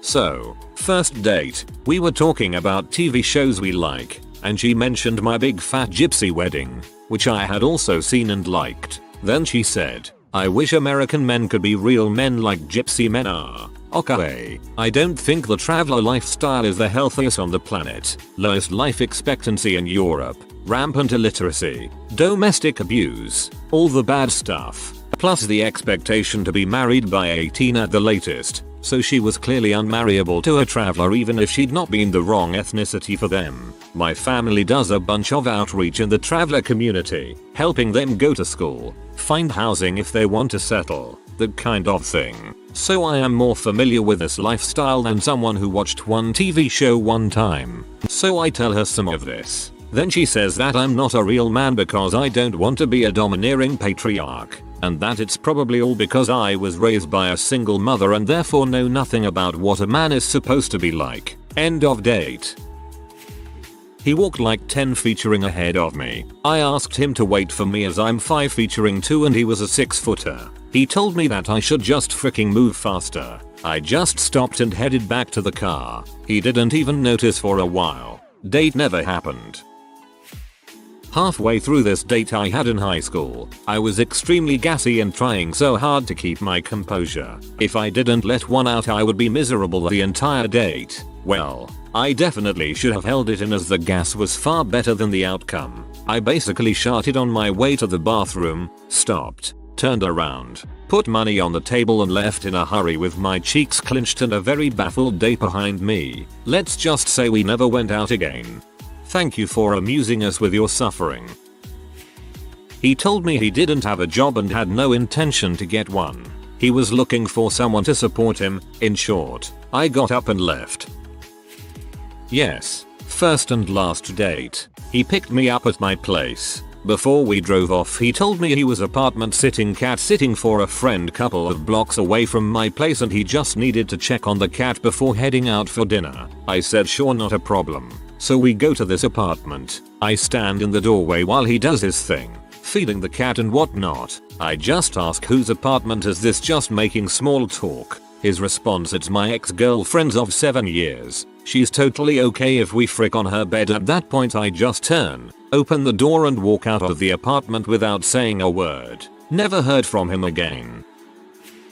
I met a girl in a dating site. We went on a first meet type date at a Starbucks which went pretty well. At the end she mentioned that she had a bus to catch home and I offered to drive her. She accepted and I drove her home. But when we got close she asked that I pull over a block away. She said she still lived with her ex due to a lease and not having the money to get her own place yet. Anyway, we kiss and she gets out. A few days go by and I get a call from her and we go on a second date. This time to a bar. We flirt and play pool and are having a great time. After dancing a while we take a sit down and chat for a bit. It's at this point she makes a comment about how tough the job market is. This was in late 09 and that her friend really had it bad after Craigslist banned prostitution. At this point I'm like, oh yeah, that would suck to have to do that for a living, and the date went south from there. She starts accusing me of flirting with another girl at the bar and then drops this one, you're trying to make that girl jealous. You like her, don't you? I'm confused at this point and say that no, I'm having a nice date and have no interest in this other girl. She then says, look, if you're going to treat me like a W then pay me like one. I was so shocked. I started to deny that was what was going on and she keeps demanding payment. I finally caught on that this was in fact a Craigslist W using dating sites to ply her trade. I said oh frick you and left her there without a ride home. I didn't realize I was on a date. My co-worker mentioned we should grab dinner while finishing up a project we were working on, which seemed like a good idea because it was after work and I was hungry. While I was reading over his draft, he asked me how serious are things with you and your fiancé. Well, we've set a date and I have a dress fitting coming up, so pretty freaking serious. Whoa, that's nervy, right there. Yes, I have. I didn't know it when I agreed to be set up with her, but she and her boyfriend had broken up about 6 weeks before we went out, on Valentine's Day, no less. She was an emotional, hysterical wreck from the start. She was fluctuating between periods of rage and abject sobbing without much time in between. I've never felt so bad for anyone as I did for her during the hour or so we were together. She was clearly not ready to be on a date. Understatement of the year, maybe. So after 40 long minutes, I politely told her that the date was over and that I would be taking her home. Believe it or not, she's actually a friend of mine now. I wouldn't say we're terribly close, but we text fairly often. She did also text me a few days later to apologize and thank me for handling it as well as I did. Not technically a date, was solo at the bar on Easter night and started chatting with a solo lady next to me. She was cute and conversation starts out decent enough with some light flirting sprinkled in. Gradually get hints that she's the self-absorbed type who somehow always finds a way to steer the conversation back to herself, but think maybe she's just nervous and give her the benefit of the doubt. We are a few drinks deep and had moved seats to another part of the bar to sit closer. Religion comes up again. She forgot we already talked about this. She's Christian with good morals. I'm non-religious but perhaps spiritual, and believe everyone is entitled to their own beliefs as long as they don't infringe on others. She seemed surprised but okay with this the first time. This second time however, stunned, wide-eyed, B-mood engaged. You don't believe in God. On Easter, you say you don't believe in God, you piece of crap.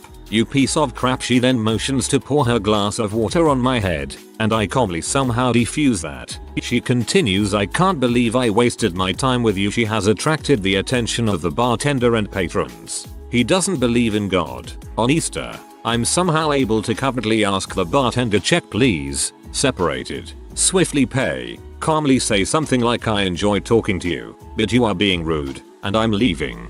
Have a good night, and I calmly walked out. As Ms. Good Morals sat stunned that I left her. Yep.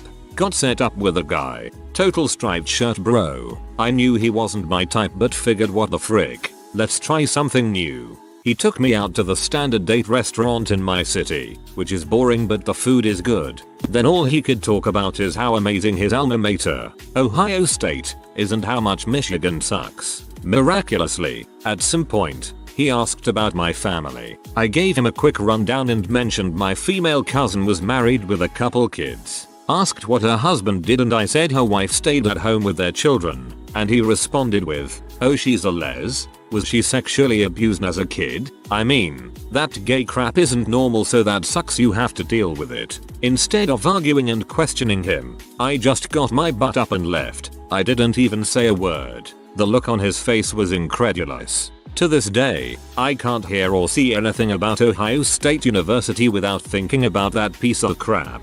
The Ohio State University, striped shirt bro.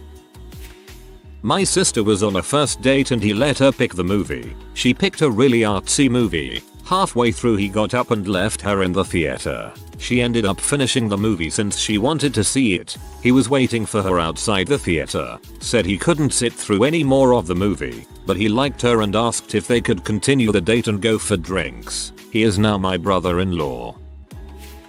Yup, mid-20s, met the guy, mutual friends said he was nice, and that I should go out with him. After dinner, which was awkward, no connecting, he said he wanted to go to his place and get whatever, I do not recall. So he has a roommate, very creepy guy, around 40, balding, seedy, greasy t-shirt. About the only furniture was a disgusting couch, leaking foam rubber, stained, and a tripod with inversion boots to hang upside down in, which I was invited to use in pretty scary terms. I was not wearing pants, which they pointed out, too. I left in a big hurry, and dropped the friends that thought this dude was okay. I definitely have. I tried Tinder dating because I figured why not? It's shallow but at least you should know in advance whether there will be a physical attraction, right? Oh, I was so wrong. So I show up expecting to see a guy who I bonded with because we both compete in powerlifting and as such are in good physical shape, and he is 23 and I am 20. Nope. He had been using some fairly old pictures because 1. He was fat. 2. He was at least 30 years old. I let it slide and think we can potentially still have a nice time having a drink and I just won't sign up for a second date. So we sit down and are in the middle of having a beer, having a decent chat I may add, when we start discussing how our luck has been on Tinder so far. I'm nearly done my beer when he says yeah, I figured to be successful I'd have to lower my standards. That's why I matched with you. I was absolutely floored and had no idea how to respond, so I just excused myself to the bathroom, paid the waitress for my beer and gave her a tip, and left. Well, I'm not sure this counts, because I didn't leave, I just almost did. I thought he was super creepy and super insane on our first date, mainly because he showed me pics of a disembodied boob on his phone that he had biopsied for cancer. He's not a serial killer, just a doctor, and gave me a long, meandering, weird lecture about the importance of doing self-breast exams so as not to end up like said disembodied boob. I texted my BFF immediately after. I have the best story. I went on a date with a guy who showed me a boob on a table, all bloody, and then he lectured me about boobs, but he was all muscle. Why? And I really wanted to see what his arms felt like. And then we had this great conversation over text. So we went on a second date, and he was like, I can't believe you went out with me again. I was just nervous. And you asked about my job, and I wayward vomited. Anyway, I tell that story all the time now. His family thought it was hysterical at Thanksgiving.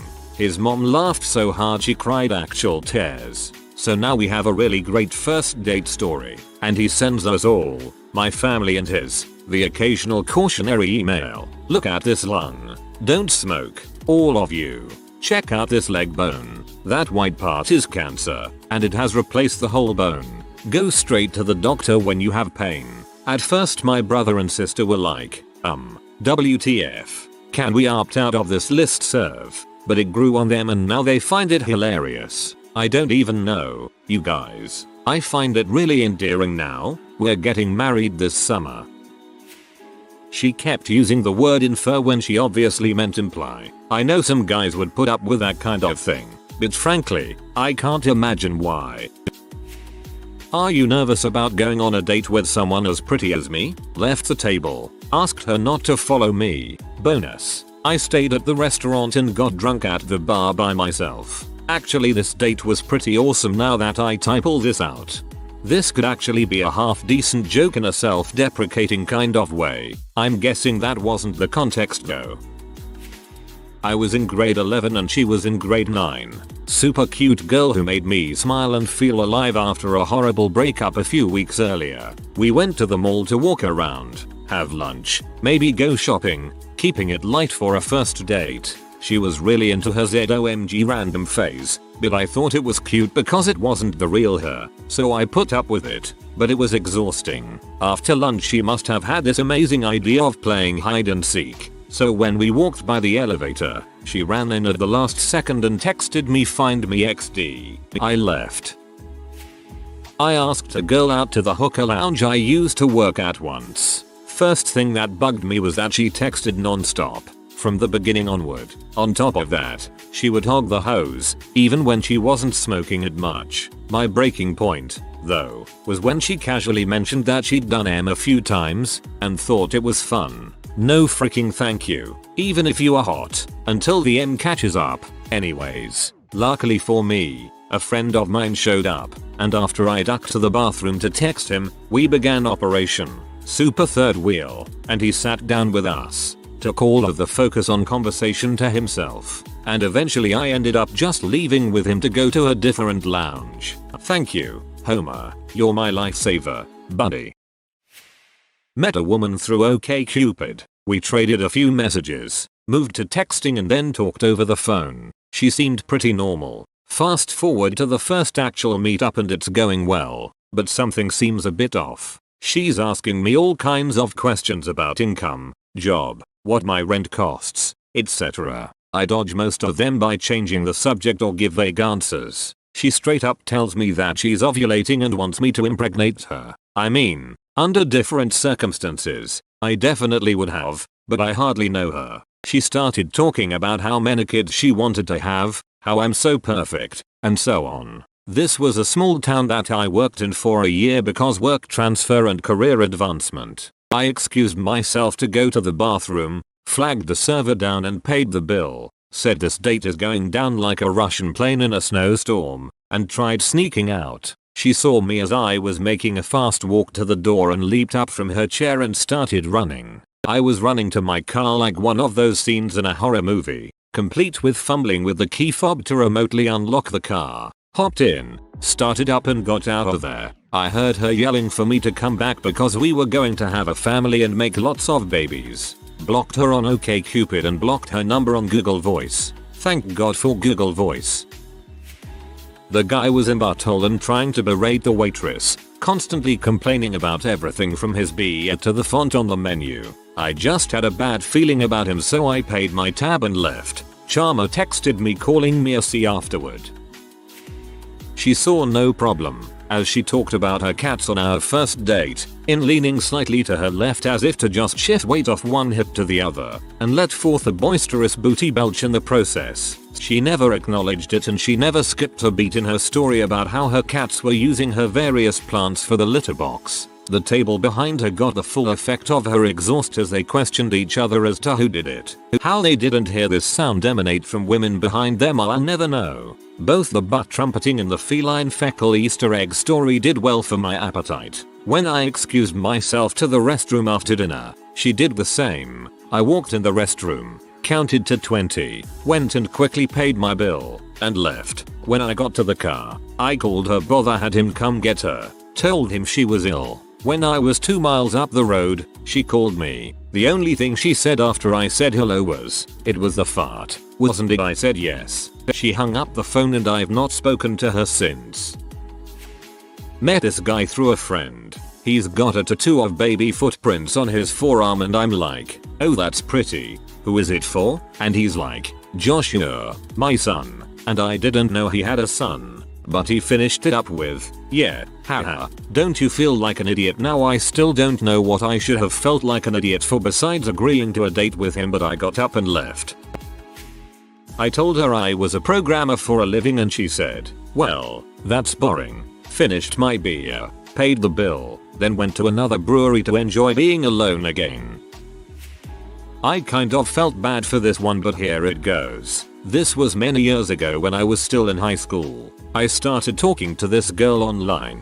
She was a friend of a friend of a friend. This was pre-Facebook and even before most people had a MySpace, so I had no idea what she looked like but agreed to go on a blind date and see a movie. She insisted on seeing the Texas Chainsaw Massacre. I personally really don't like horror films and slasher flicks are the worst of the worst in my book. I tried to suggest seeing pretty much anything else but she wouldn't do it. I was still in high school, so I just said okay. She was a girl after all and I was a desperate high school boy. So I show up for our date. We agreed to meet early so we could talk some and get to know each other before the movie started. She shows up and she brought a friend without mentioning that to me. It was cool since it was a blind date. Can't be too careful after all, but she decided she was also coming to the movies with us and third wheeling it up. The girl is really not my type, but I didn't want to be superficial, so I figure let's talk and maybe our personalities will mesh. Nope, absolutely nothing in common. After half an hour or so of awkward conversation we decide to go sit in the movies.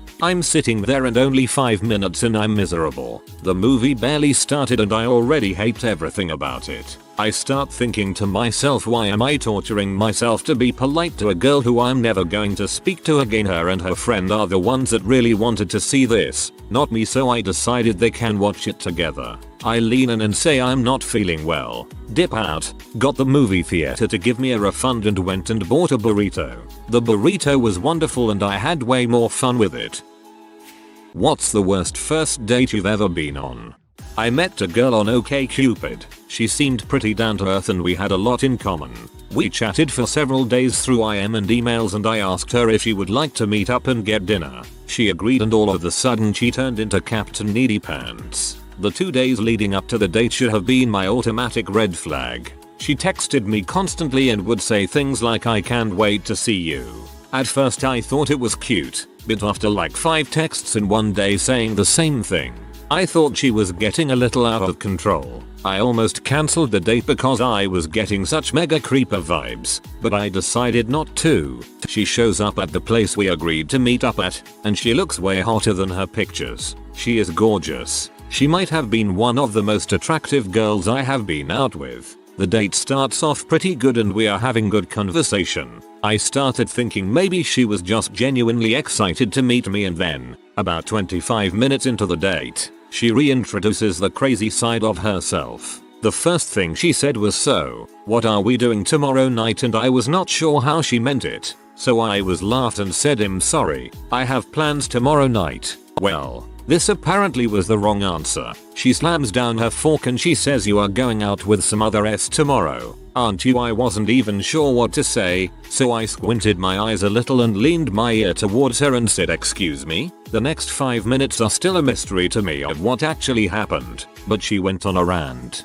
at almost yelling volume. She proceeded to chew me out about how I was a horrible boyfriend and how all she wanted in life was for me to love her. I finally was able to get a word in edgewise and said, "I am not your boyfriend. This is our first date. What the frick is wrong with you?" I get the bill from the waiter, just hand him $60 and start to leave. She follows me out and tries to stop me, and I am like, "I am sorry, but I need to go." She starts crying and she grabs my arm and will not let go, and at some point she is actually on the ground with a death grip around my leg begging me to give her another chance. I finally break free and get to the parking deck and drive away. She is standing at the exit of the deck with tears streaming down her face and she is screaming something at me. I rolled up all the windows so I couldn't hear her. I drove away and was so thankful that date was over. She continued to blow up my phone for the next week and a half. On the following day, I had almost 30 missed calls from her and over 50 text messages. I finally had the number blocked by Verizon and the drama stopped. I'm totally thankful she didn't know where I lived because I am sure she would have stalked the crap out of me. I just finished reading Assholes Finish First by Tucker Max, and I am immediately reminded of a portion of his book. I am paraphrasing. If there's one thing you need to know about dating women, it's this. 1. Hot. 2. Single. 3. Sane. Pick 2. Of course, like a lot of his book. This is a gross exaggeration. Still doesn't make it less funny and true on some level. I've told this story on Reddit before, but here goes. So I met this girl on the internet, and she seemed really nice and down to earth. We had a lot in common, including our hobbies and politics and stuff like that, so I was thinking we might hit it off. We agreed to meet up in person at a Kaladi Brothers coffee place. Now bear in mind that I'm not super attractive, so up to this point she hasn't seen any pictures of me. Instead we have pre-arranged recognition signals. She walks in the door and I spot her by her clothing instantly and start waving. She gets a sort of uncertain look on her face and walks over and says, "Sam," and when I say yes she just says haha. No one walks out. Feels bad. Second edit, or the blind. Thanks for the suggestions.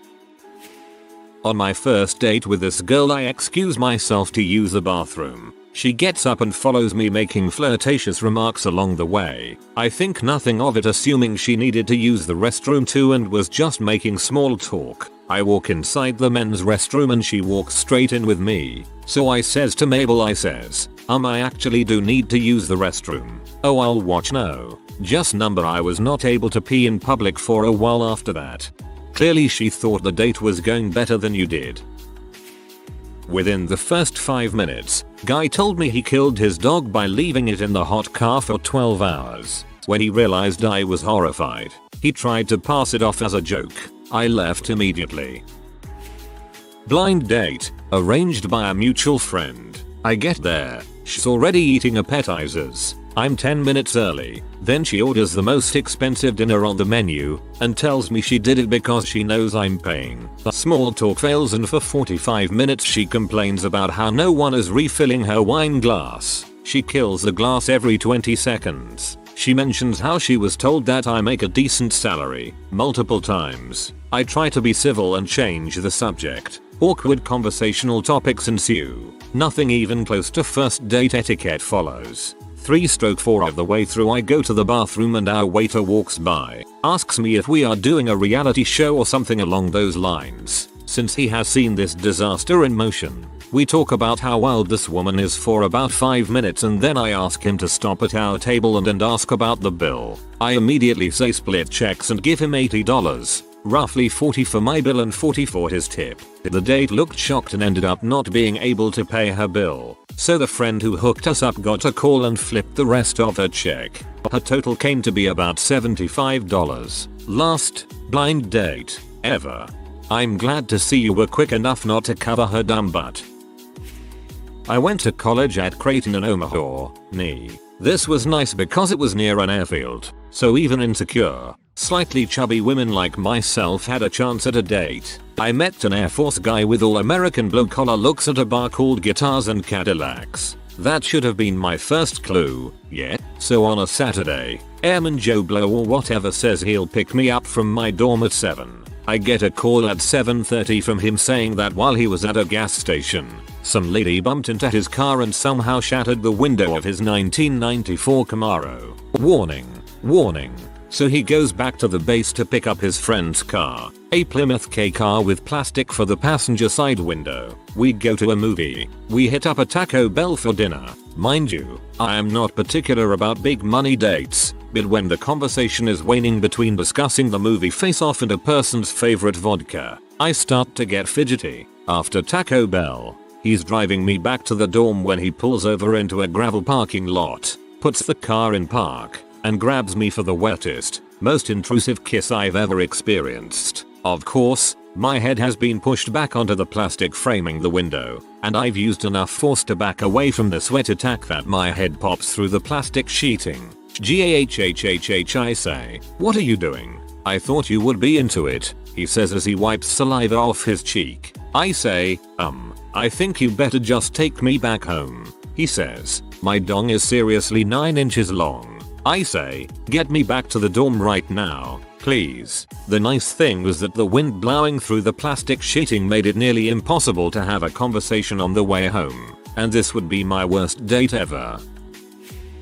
Double date with a girl from college and 2 nerds. The girl who had asked me out was kind of a swervy driver and didn't seem to have driven much before that night. Literally 5 seconds before pulling into our parking space, the girl in the backseat threw up mid-sentence. She threw up all over her feet and clothes and all over the floor. To make matters worse, the car did not belong to my date but was just a loaner. I spent the night helping clean the car out. This date wasn't strange, but the circumstances regarding the sex sure was. I was dating this girl when I was 21 and she was 18. She still lived with her parents, and at the time I was living with a friend and his family. This didn't give us a whole lot of room for privacy, so we hooked up whenever and wherever we could. My aunt lived in the next town, and we had a pretty good relationship. She didn't mind if I brought a girl over to her house to have sex, especially since she was rarely at home. It's a Friday night and I call my aunt on the phone to ask her if I could use her place for the evening. She of course had no problem with it, but said I had to get the key from my cousin, her son. No problem. I pick up my girlfriend, drive about 30 minutes to the pool hall where my cousin was hanging out, got the key from him, then head over to the house. I assumed no one was home since they all usually go out on Friday nights, so we made our way to the back bedroom. This was the biggest bed in the house, and one we had used before. I opened the door and see 2 old people sleeping. Dang. I told my girl that was my grandparents, so we had to use the twin bed. We made our way to the other bedroom and proceeded to pound away. When it was over, we lay there in the afterglow. We didn't want to leave, but she had to be home and it was another 30-minute drive back to her place. I get up, get dressed, and go out into the living room. There is an old man there that I didn't know. This wasn't unusual as my aunt would usually have people at her house that I didn't know. We exchanged greetings and I told him I was my aunt's nephew. He said that he was diabetic and that he had to get up to get something to eat. My girlfriend had finished dressing. We said goodbye to the old man and headed out the door. As we were walking out the door, a car pulled into the driveway. I didn't recognize the person, but waved anyway, got in the car, then drove away. All the time, this guy was just staring at us. Drove to take my girlfriend home, then drove all the way back to give the key back to my cousin. I walk up to him and he says, "I gave you the wrong key." "What do you mean you gave me the wrong key?" I said. "You gave me the key for the house over on Smith Street." "I know," he said. "We don't live there anymore. We live over on Turner Street now." "What do you mean you don't live there anymore?" "I was just there." "Who lives there now?" I asked. "Heck if I know," he replied. "We moved last week." This would explain the strange couple in the bedroom and the strange looks from the guy pulling into the driveway. Since the house was small and only had 2 bedrooms, I figured that we must have had sex on his bed. It's a good thing I was, sadly, quick on the draw back then. I can't imagine what would have happened if he wouldn't have walked in on 2 strangers going at it on his bed. TLDR. Had sex in a stranger's house. Whoa.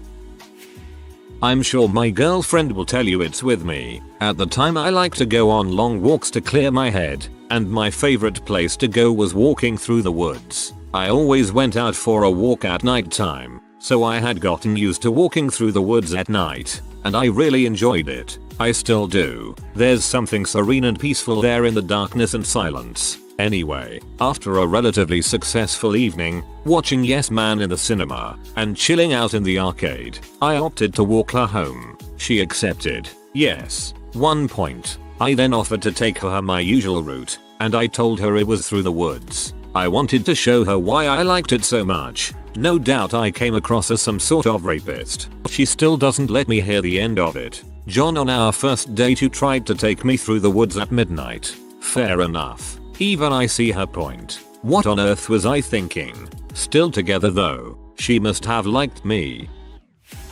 We went to see the high school's version of American Idol. He was 15 minutes late. I had to save our seats, and I had to buy his ticket. When he finally got in, he clenched my hand in a sweaty grip throughout the entire night, while shaking nervously. It was cute. Whatever. He kept making awkward conversation and tried to make me laugh, which I tried to do, politely. Afterward, we walked out of the building to where his mom was picking him up.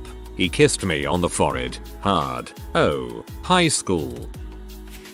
I brought a girl back to my house for dinner and a movie. I had previously made a bet with her wherein if she won, I'd make her dinner and bake pie, but if I won she had to make out with me. Either way, win-win, right? So we finish dinner and go back into my bedroom to watch a movie. Midway through the flick, she says, "I'm still a bit hungry. I think I'll go grab a quick bite of the leftovers." She gets up and goes into the kitchen. I decide about 45 seconds later, as my stomach rumbles, that this sounds like a great idea. I arrive in the kitchen to see her standing over my silverware drawer, emptying it into her purse. I was shocked. I'd never had a date try to rob me before. I asked, "What the heck are you doing?" Her reply, "Giggle, oopsie, I'd have been pee already," but the girly giggling BS answer just put me over the edge. I walked up, looked in her bag, and saw that she'd only managed to grab some of the crappier silverware so far. At that point, I reached over to the counter and grabbed a slice of the pie. I looked her in the eyes and said,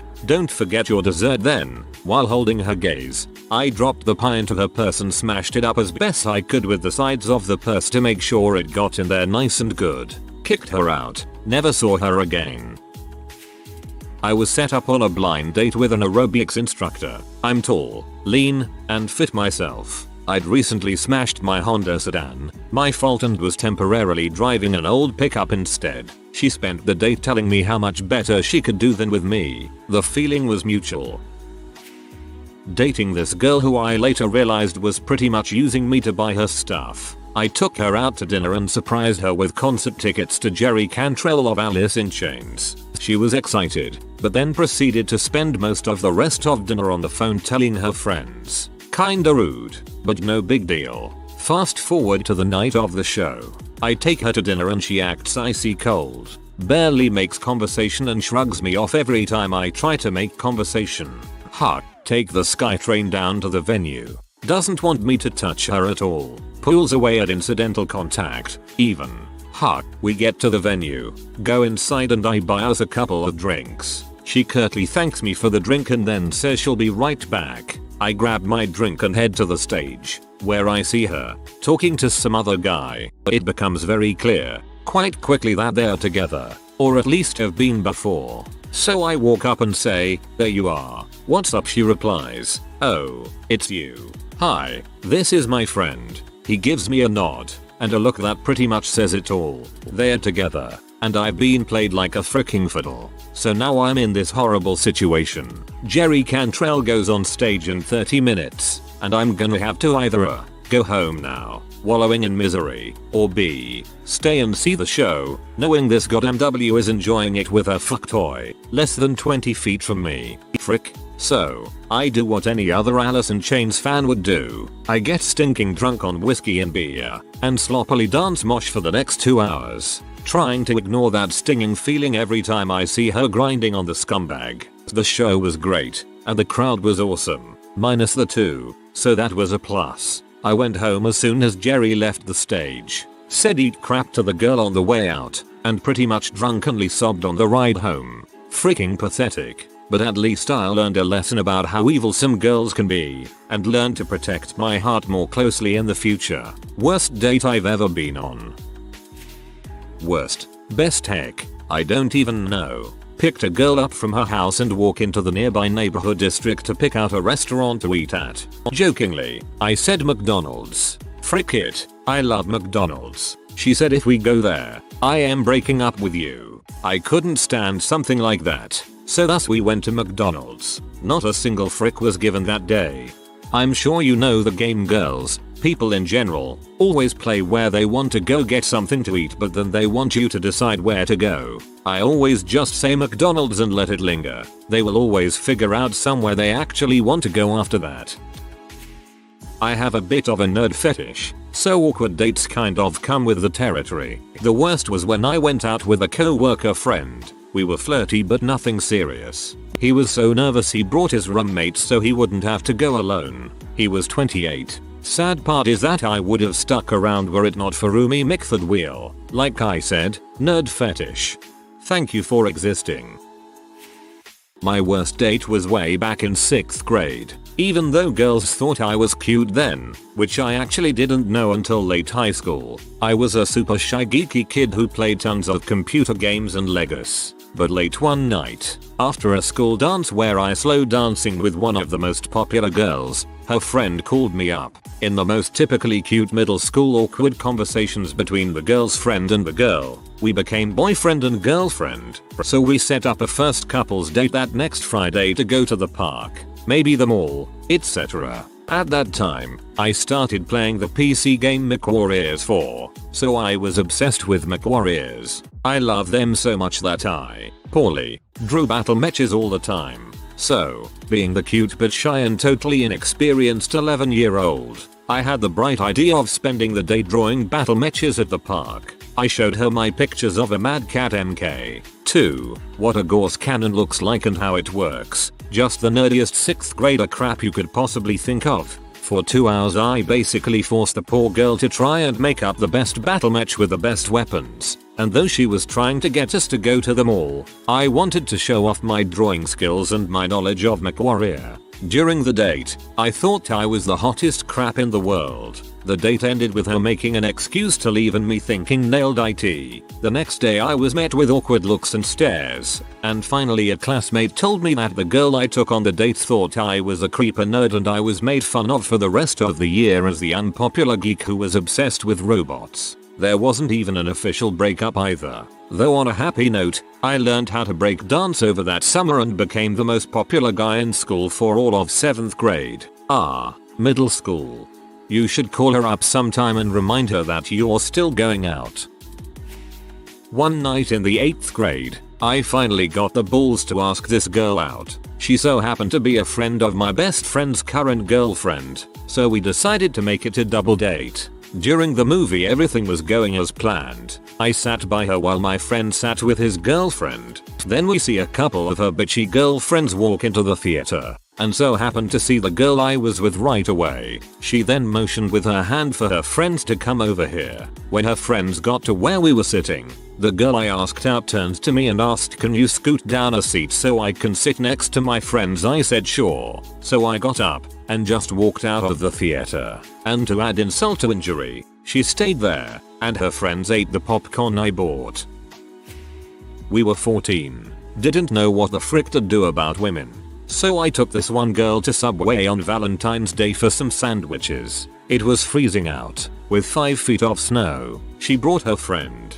For the whole meal I talked about the benefits of Subway. We walk back. On the way, her friend kicks a piece of plastic. For some stupid reason, I don't know if it was stress or whatever, I thought it'd be awesome to jump up and down on this piece of plastic while grunting. I crap you not. That's what I did to try and impress my date. I destroyed a helpless piece of plastic, then kicked it onto the road. I still cringe to this day and I'm trying to black it out. It was very violent, yet for some reason, this chick still dug me. She talked about how cold her hands were the whole way back. At the time, having so little experience, I didn't understand the signals of her wanting to hold my hand. We got back to school, said goodbye, and we were forever awkward around each other for the rest of our high school careers.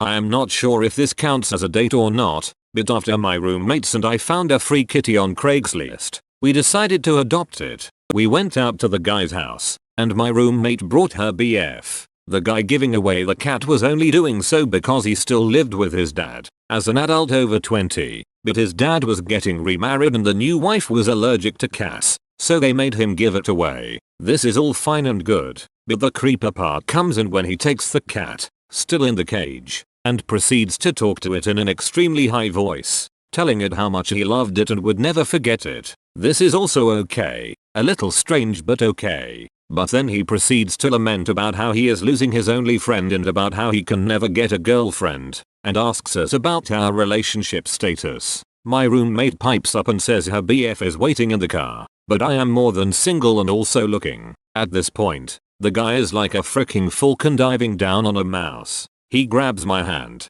kisses it in the most awkward and wet way possible, and asks me out on a date. He also asks for my number and to keep him updated on his precious baby, about how he likes to draw on DeviantArt and about how his drawings are art and not traced. He gives me his account name and asked me to look him up, followed by asking my phone number. I decide to give him the number to Time, my friend, with a huge troll grin on her face, loads the cat into the car, and we leave. He blows me a kiss as we leave. I looked up his account just for the lulz after a few days. It was full of poorly drawn Sonic P, but also a new pic that had a depiction of a blue Sonic kissing a pink Sonic's hand. My friend then told me it was definitely a sure thing and that I should go for it. Met a girl online. Yes, I know, but I had relatively good experiences with this before. I was very much not in the mood for a serious thing at the time either. So I met this girl and her friend at some house which they were parked outside of. I walk up to the car, and the girl looks slightly less attractive than the two pictures she had up. Only 2 pics on her profile and both from the same angle, normally a red flag, but frick it, I took a chance, but she doesn't seem terrible at first. So we go to a grocery store because her friend needs something. As soon as I get out of my car, her friend hits me up for gas money. I'm like WTF but kind of shrug it off anyway. Maybe her friend is just nuts. The girl I'm supposed to be seeing gets out of the car and is a good 15 pounds heavier than she appeared to be. She's wearing pants that my grandpa would have worn when he was alive and a 2 sizes too small Mighty Morphin Power Rangers jacket. At this point, I'm starting to prepare for an emergency evac cause this is going downhill fast. As we walk into the store, I am getting sudden terrible whiffs of BO. I realize in horror that they're coming from her. Keep in mind we're outside. The wind is blowing. All of her clothes are on and I can still smell her funk. Now imagine the smell when this chick takes her pants off for sexy time. No thanks. So now I know I need to bail. I feign interest in whatever the heck she was talking about while I figure out an escape route. As I actually make real eye contact with her for the first time, I realize she also has a lazy eye.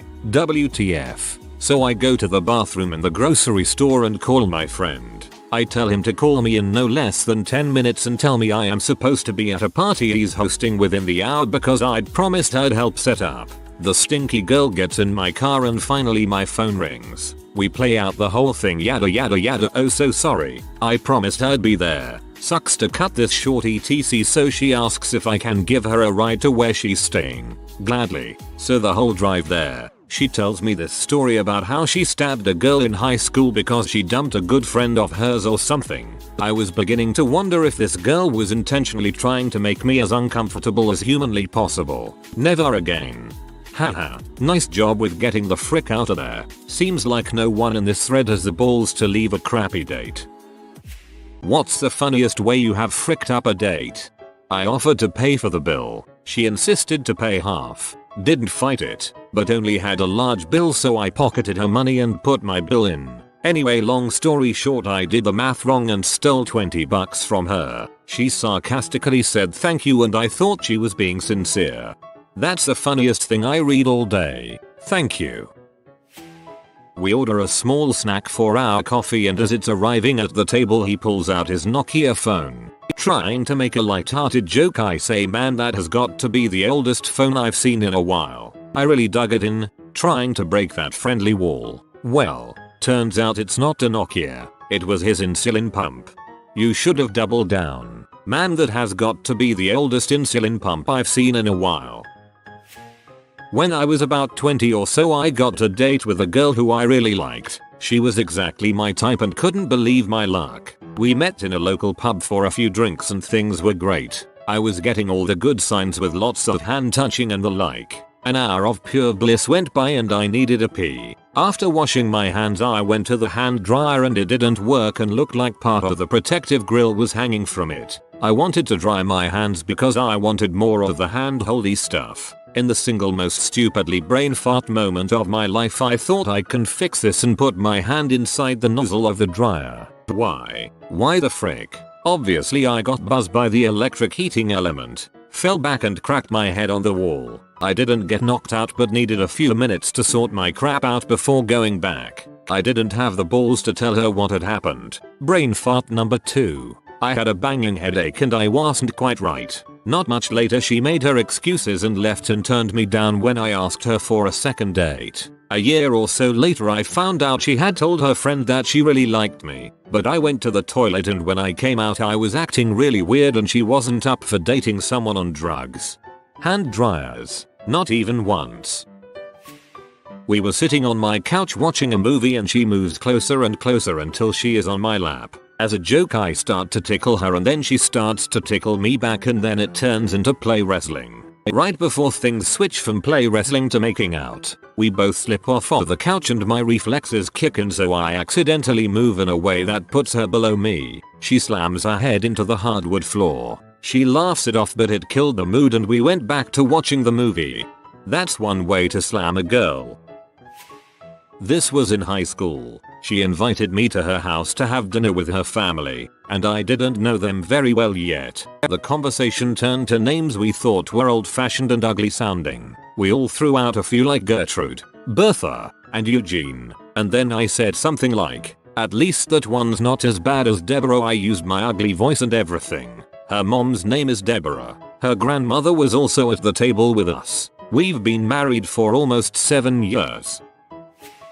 I went on a date with a girl I met in an online chat room to see King Kong at the cinema. I was in my young teens and the ending absolutely shattered me, even though I knew it was coming. I cried. Not a lot, but a couple tears. She noticed and asked incredulously if I was crying. I just nodded and without saying anything further she got up and left. Never returned any of my messages after that. Should have told her that you used to have a gorilla. My first night in Buenos Aires. I'm in a nightclub buying a drink. I hand the bartender local note equivalent in value to about $20. He's saying something in Spanish I don't understand. But I'm thinking one drink can't cost more than $20, so what's his problem? This incredibly smartly dressed, beautiful woman intervenes. She explains the barman is asking if I have a smaller note because he doesn't have change. No problem. We get to talking. I tell her it's my first night in the city. She says, "Oh, you must let me show you around town tomorrow." She puts her business card on the bar and pushes it towards me. It has her name, her number and the fact that she's an English language teacher. So in what I think is an incredibly witty, flirtatious comeback I push the card back towards her and say, "Oh, I don't know. My English is already pretty good." She scoops the card back, says fine and walks away. I remember think, oh well. At least no one saw that. Then I turned around and my friend is right behind me shaking his like what a loser. When I told that story to some Argentinians I met later in that trip, they said not to worry. The woman had probably been a con artist or prostitute targeting foreign tourists. I'm pretty average looking and she was definitely way out of my league. You lucked out. I have volatile allergies. My nose may have started bleeding during a New Year's kiss with a beautiful girl I met that night. It may have gotten in her mouth by the time we noticed. And I guess she maybe ran to the bathroom and threw up. Please don't look at me. Can't say I relate with bleeding into a girl's mouth, but volatile allergies are nasty stuff. Nothing like wiping your nose and seeing the blood and being like crap, not again. I was 16 and on a movie date. Went to do that move where you stretch your arms then put it back down around her shoulder. Instead I just elbowed her in the face.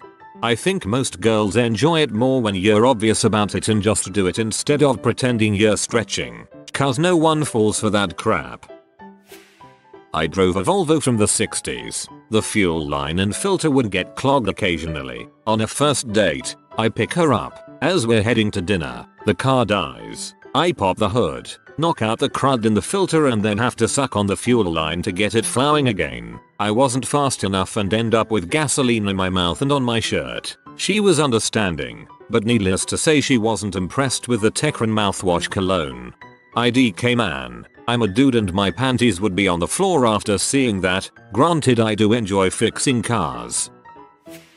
My auntie, yes, my auntie, set up a date for me. I am half Asian and half European. So when I visited my family in Asia they wanted me to date and probably marry this chick because she comes from a rich family. So we met at a restaurant and she brought her brother. He brought his girlfriend. I went there with a cousin. He thought it was hilarious. We introduce each other but it's loud and they mumble so I don't understand their names. I decide not to ask them all for their names. Didn't want to be rude. So I talk to this chick and she is educated and good looking as well. I start to think, hey, that wasn't a bad idea. I actually like her and we seem to be on the same wavelength. I start to flirt with her and she seems to like it. Then suddenly the brother says something and they just leave without saying anything. I am totally confused. Turns out I was flirting with the brother's girlfriend the whole time and I never even looked at the girl I was supposed to date except when we introduced each other. Yikes. I didn't frick up the date. The date was just fricked. Met a girl at the local McDonald's after school one day when I was 15. We talked and then exchanged numbers. She asked if I'd go out with her the next day. I thought she was gorgeous. And when she said I should dress up I expected something special. She took me to her grandma's funeral. Got hit by a car walking to her apartment. I bounced off the windshield and was thrown across the intersection. Probably because I was in shock. And in retrospect the driver was drunk. We didn't call the police. Instead, I limped to the girl's apartment. When she answered the door, she was dressed to the nines and ready for a big night. But I had to tell her I couldn't go out because I'd just been hit by a car and probably should go to the hospital. She looked at me like, now I've heard every excuse in the book. I never dated her again and now I'm pretty sure she's a lesbian. What the heck? That worked in Back to the Future. Technically wasn't a date, because we just went out as friends but it functioned as one. It was a girl I worked with. I'd been interested in her for a while but we were just friends and that was fine. Still, we hung out a lot and eventually one night we got drinks after work and things escalated. I'll spare you those details. Fast forward to later that night. We're both asleep at her place. Now, I hadn't been sleeping well all that week partially because of her dragging me out with her. And when I'm sleep deprived, I have very strange dreams and am prone to sleepwalking talking. In my dream I'm walking down this tunnel, like a metro tunnel. I see this girl on the ground crying. She's got no clothes. I ask her what's wrong and she lunges at me. She was a zombie or something. She wraps her corpse arms around me and I throw her off and start yelling. That's what I was seeing. I was fighting for my life. What had actually happened outside of the dream was she tried to cuddle with me and I responded by freaking out and literally throwing her out of the bed. She screamed and that partially woke me up but I'm still mostly in the dream. She asks me what's wrong and I just start yelling things. Who are you? Where's your clothes? Get away from me. I woke up fully as she was storming out of the room. She thought I was trying to be a prick, I suppose. If I had a gun at that moment, I would have shot myself. No joke, I felt awful. I thought I blew it. Once I went out and explained what happened she thought it was hilarious and came back. She still gives me crap for it, though. This would have been a perfect romantic comedy until you ruined it by explaining yourself immediately after the trademark misunderstanding. I flirted with a cute bank teller 4 weeks before working up the nerve to ask her out. Didn't realize she was super religious. Invited her to a Mexican restaurant and ordered 2 margaritas. When she told me she doesn't drink, I said that's okay. These are UHH. These are both for me. She told me I wasn't Christian enough for her and I agreed. And there I sat, drinking 2 margaritas alone. You had Mexican food and 2 margaritas and didn't have to listen to her preach to you. Sounds like you came out on top. This girl's father had just recently passed away, so I invited her over to make her dinner and console her. We make dinner and we are talking about stand-up comedians and she tells me she's never seen Louis CK. So I say we need to watch one of his stand-ups. Well, I turn on one randomly and the first 25 minutes are dead dad parent jokes. I feel like you should probably have switched to something else after the first minute or 2 of dead dad parent jokes. My friend took a girl to McDonald's. Classy, and ordered food for himself. Didn't even ask her if she was hungry. Then she was just watching him eat. There was that story which was told many times. We were trying to decide where we wanted to eat and I suggested Panda Express. She hesitated before saying no. Then I suggested Asian buffet. Once again no. I got bold and said Benihana. She told me to take her home. She told me later she thought I was being racist because she was half Chinese. I didn't even notice. I only saw her black dad and assumed her mom was Hispanic or something. I ended up getting KFC. My first Valentine's date in college, this guy asked me out to dinner but didn't drive. So when I picked him up, he said you're wearing jeans with a look of disdain. Then he told me we needed to go somewhere cheap because he couldn't contribute much to the meal. I ended up paying. So I guess I fricked that date up by letting him get in my car. Apparently, the date was a formal event. She showed up in a white dress. I showed up in a Star Wars t-shirt. It sucked to be 16. Crap dude, I'm 20 and still go on dates in my Star Wars t-shirts. No frick up there, just a stand-up guy rocking his fandom. I had a first date at a sushi restaurant bar with a guy from OkCupid. He was hilarious and was making me laugh a lot, so it was going really well. I jokingly tried to tap his nose with my chopsticks, but misaimed and jammed them up his nose, full of hot sauce. D. At least he could breathe well for the rest of the night. D. I once organized what I thought would be a really cool date to an authentic German food restaurant, with fancy German beer and everything. Turns out it was the first day of Oktoberfest. The place totally packed full of drunk Germans and there was a DJ playing some way too loud German something or another music. I didn't even know there was a German immigrant community where I live. My partner was not amused by this. Dude, that sounds like an awesome first date.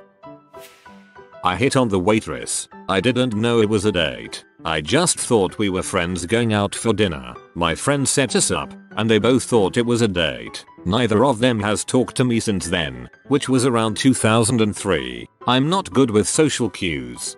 If it looks like it could be a date, treat it like one, and if it doesn't work, it'll not work naturally.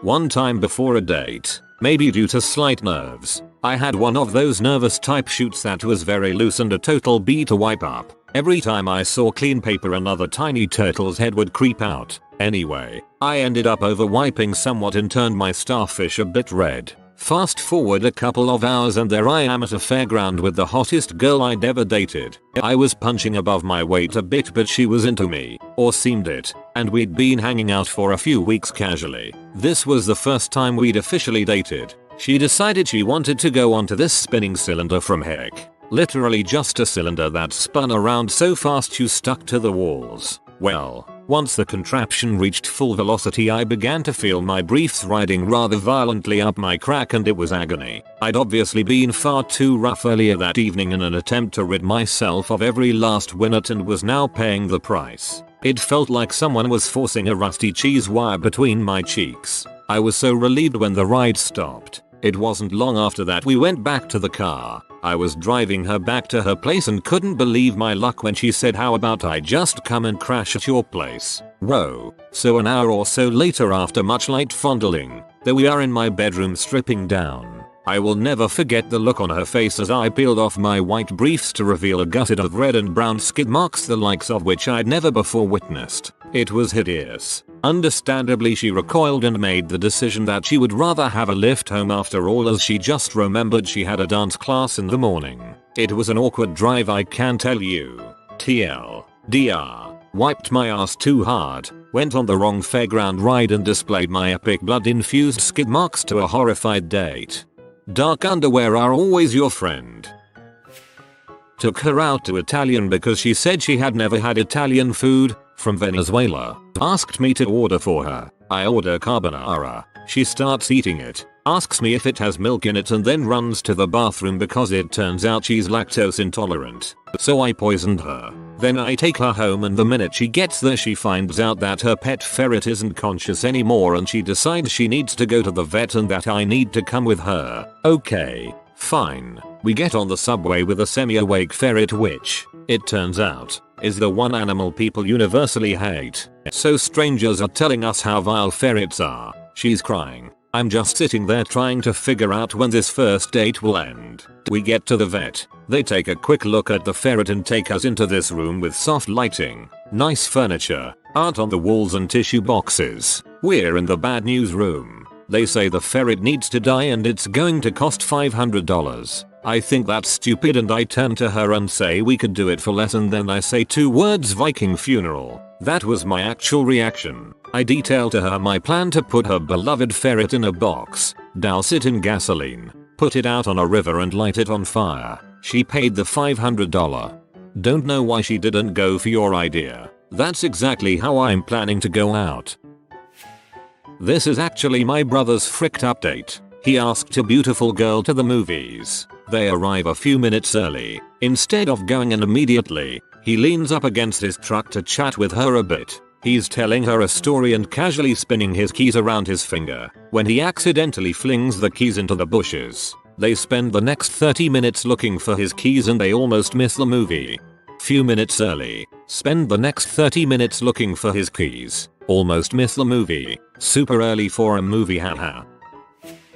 Called a girl named Rebecca Rachel multiple times. It wasn't in reference to anyone. She just looked like she'd be named Rachel. We're still friends. I still call her Rachel sometimes just to tick her off.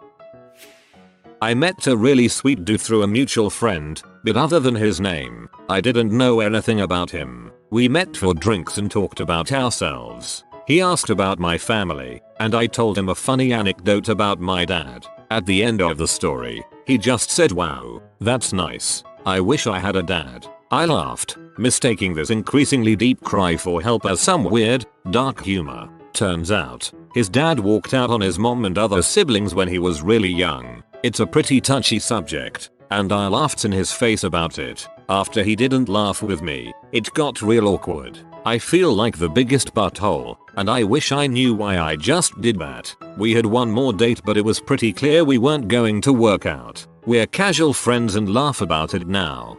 A first date is a pretty weird time to brain dump all your abandonment issues, so I probably would have assumed it was a dark joke too. Apparently it was bad date etiquette to wear shorts and sandals to her first date, mini golfing, when it was 95 degrees out. Not exactly a date, but I'm walking this girl I know to her house and it starts raining. Somehow the conversation takes a total 180 and she says, "I've never kissed a guy in the rain before." My dumb butt, not picking up this extremely obvious signal, responds with, "Ha, neither have I." Then said goodnight and went home. Months later, lying in bed one night, it finally hits me and I realize how retarded I am. Yes, regrettably I must advise that you are, in fact, retarded. She invited me up to her place, got us each a glass of wine and then took her pants off, at which point I assumed she was going to bed, said goodnight and left. You dense mother, haha. Not exactly a date, but there was a girl in my class I tried hitting on, and it turned out she was married. Then it turned out she didn't even realize I was hitting on her. Then she actually gave me advice on how to ask a girl out without sounding like an idiot. Oh man, am I too late for this thread? I monumentally messed up and have the story to go with it. I was visiting a friend out of town and I had met a girl at a club who was very interested in me. She asked me to dance. She offered to buy me drinks. And she offered to exchange numbers. She was very excited to talk to me and we texted lots for about a week and she even drove the 2 hours to come visit me. The only stipulation for her visiting me was that I choose the date. I picked a hike in the mountains. She's thrilled with this idea. She parks her car at my place and we take my car up the mountain and embark on the hike. It's a 6-mile hike, so it's pretty long, but she's cool with it because she's rather active. Anyway, about halfway through we run into some hikers going the opposite direction who told us that there was a rattlesnake on the trail to watch out for. She nervously asks if we should turn back, and I say nah confidently as I pick up a sharp stick and take the opportunity to go arm in arm with her. So we go about half a mile with her grasping my arm when I'm like okay, the snake must have taken off and chuck my stick. About 10 minutes later we're going over a log that fell into the path when I hear that signature rattle. Now, this could have gone several directions. The direction I chose, however, was to squeal goddang as loud as I could and take off down the trail. While throwing my arms up, I had inadvertently thrown my date off her balance and she fell to the ground in front of a rattlesnake. While I took off 30 yards into the distance, after the initial adrenaline rush, I had realized what I had done and trotted back to my date. The snake had slithered away, but what I had done was worse than any snake bite. The rest of the hike was done in complete silence. I tried making small talk, but she wasn't having it. I drove her back to her car, asked if I could do anything. She slammed my door, got in her car and took off. She never spoke to me again. I bet she never spoke to you again. You did the opposite of protecting her. Somewhere at a biological level, she knew that you would chuck your future children together at a bear to get away yourself. We were watching Suicide Squad. We're making out and I said wait Batman's in this part, gimme a sec. It was more funny than anything. TBH, if the other person doesn't find that just funny and go along with it, then they're not the one. Not actually a date here. Last December I went to a party organized by a friend. There, I met a girl I had a crush on. Since I am very shy, I got drunk before trying to ask her out for once. I got so drunk that I forgot to do that. Luckily, in the end she asked me out. The dialogue was something along the lines of, "Hey, Alex, I see. It's been a while since I know you and I am really into you. Do you want to hang out me and you alone sometimes?" Double quote. Oh yeah, that'd be cool, but where the frick is my friend? He has my dang weed. And then I walked away to find my weed. Never heard from her again. I'll be the first one to say that I'm terrible on picking up on cues, but she basically laid it out for you to spank, lol. Met a girl and chatted with her for far too long before actually meeting her in person. Got really comfortable, I guess. First date was late at night and we sat at a park and stared at the stars. All romantical and crap. I started talking about poop and pooping. Apparently could have kissed her that night, but I just wanted to talk about poop. Ended up marrying her though, so all in all it was pretty rad. So I'd been chatting to a girl named Nadia on Tinder for a week or so and we had organized to go on a date next Thursday. We were both pretty busy and that was the only night we were both free. The weekend comes around and I meet a girl at a party. Frankie, the girl at the party, and I hit it off straight away and we play some beer pong, talk and generally just have a good time. I walked her home and we set a date for Tuesday. Tuesday comes around and we have a great time. Met for coffee late evening, went for a walk around the city and got dinner. She says that her flatmate won't be home until later and invites me back to her flat for a movie, and after the first half of Guardians of the Galaxy, we get to bumping nasties. I go to the kitchen to get a drink and, being home alone, I decide that just wearing my pants, underwear for Americans, will be fine. So I'm at the sink, gulping down water in my pants when I hear a rattle. It's not coming from Frankie's room. It's coming from the front door. I panicked, turned to face the front door, and as it opened, I vaguely recognized the girl's face. Turns out Nadia and Frankie lived together. TL. DR. Organize date with Tinder girl. Go to party and meet different girl. Go on date with different girl. Smash with different girl. Tinder girl walks in on me in my pants. Never tell me the odds. Never kissed a woman before. Date was going well. My charm was 10 out of 10. On the walk home she puts herself in a corner, pulls my tie and starts to French me. I respond by transferring all the spit from my mouth into hers at once. I wasn't ready for that level of kiss and she called me disgusting and stormed off. It's all good though. 2 weeks later I was transferring all of the spit from my mouth into her birthing cabins. Everything worked out. The ending was new at what I expected. I asked a cute girl out who worked at the grocery store near my place once for coffee. I wasn't even thinking, but I wore my Montreal Canadiens sweater to the coffee shop and it turned out she was a huge Vancouver Canucks fan, which is understandable since I live in Vancouver. But I guess she took my superior team personally because I didn't see her again after that. During our coffee she also ranted about how much her and her dad loved the Vancouver Canucks and couldn't understand why I didn't like them too.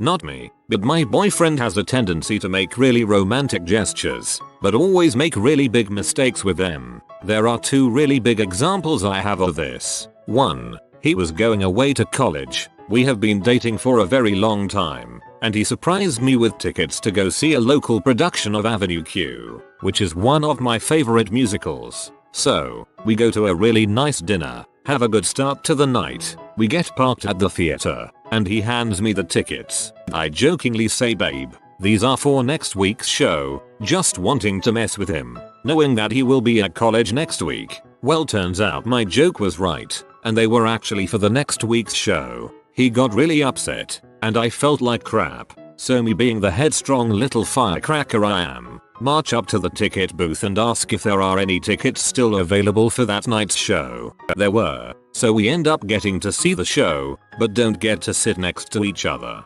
2. Fast forward 4-ish years, Christmas Chanukah 2015. I am infamous for being really good at giving gifts. I put a lot of thought into them, and I give something that is heartfelt and memorable. So, my boyfriend, feeling that he has to match this, I always tell him that he doesn't, but whatever, decides that he's going to surprise me with a romantic getaway to Niagara Falls for my gift. Now, I had been working my butt off for months, and really needed a trip, so I was so happy about this. The thing was, neither of us had our passports, and the trip was in like a month, and the date couldn't be changed. So, I, of course, say to him, this is on the American side, right? You did make extra sure of that, right? Which he replies, yes, of course. Well, I was, of course, skeptical of this, so I asked to see the details of the trip, and wouldn't you know, our hotel was in beautiful Niagara Falls,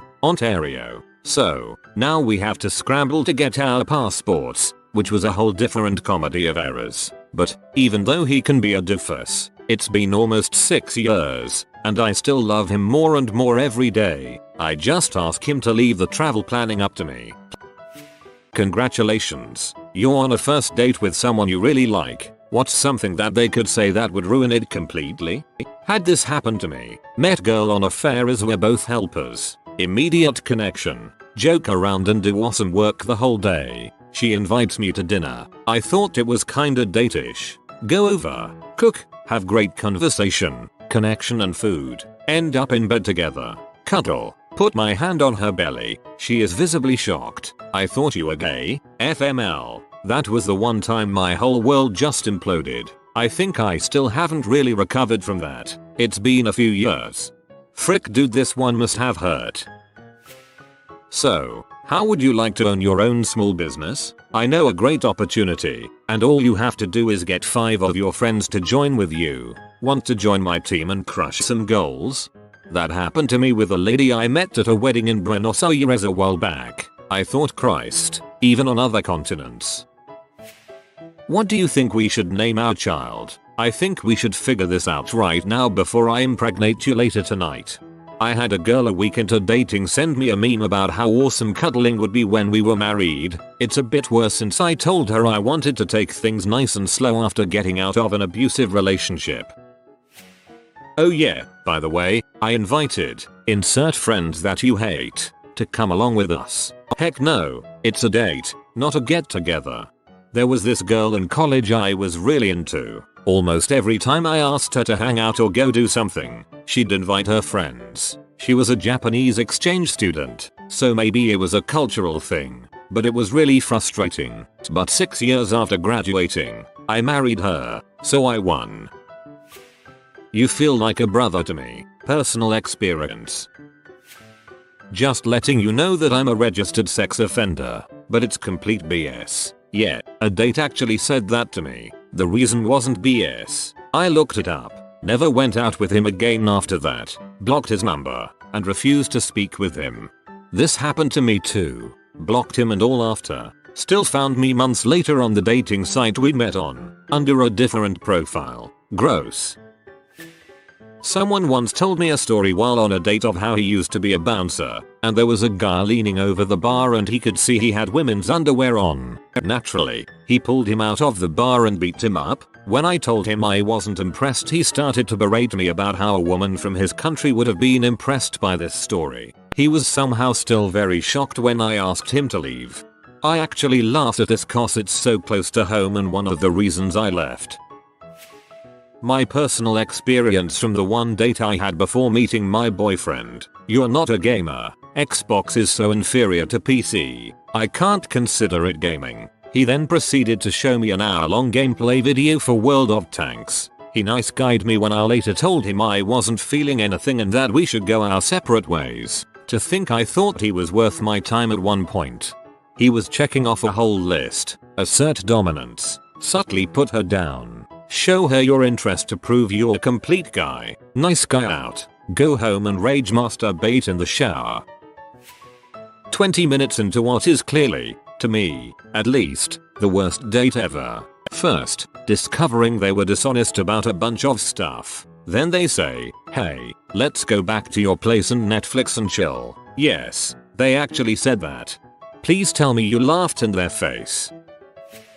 I'd just like to interject for a moment. What you're referring to as Linux is in fact New Linux, or as I've recently taken to calling it, New Plus Linux. Linux is not an operating system unto itself, but rather another free component of a fully functioning GNU system made useful by the GNU core ellipse, shell utilities and vital system components comprising a full OS as defined by POSIX. Many computer users run a modified version of the GNU system every day, without realizing it, through a peculiar turn of events. The version of GNU which is widely used today is often called Linux, and many of its users are not aware that it is basically the GNU system, developed by the GNU project. There really is a Linux, and these people are using it, but it is just a part of the system they use. Linux is a kernel, the program in the system that allocates the machine's resources to the other programs that you run. The kernel is an essential part of an operating system, but useless by itself. It can only function in the context of a complete operating system.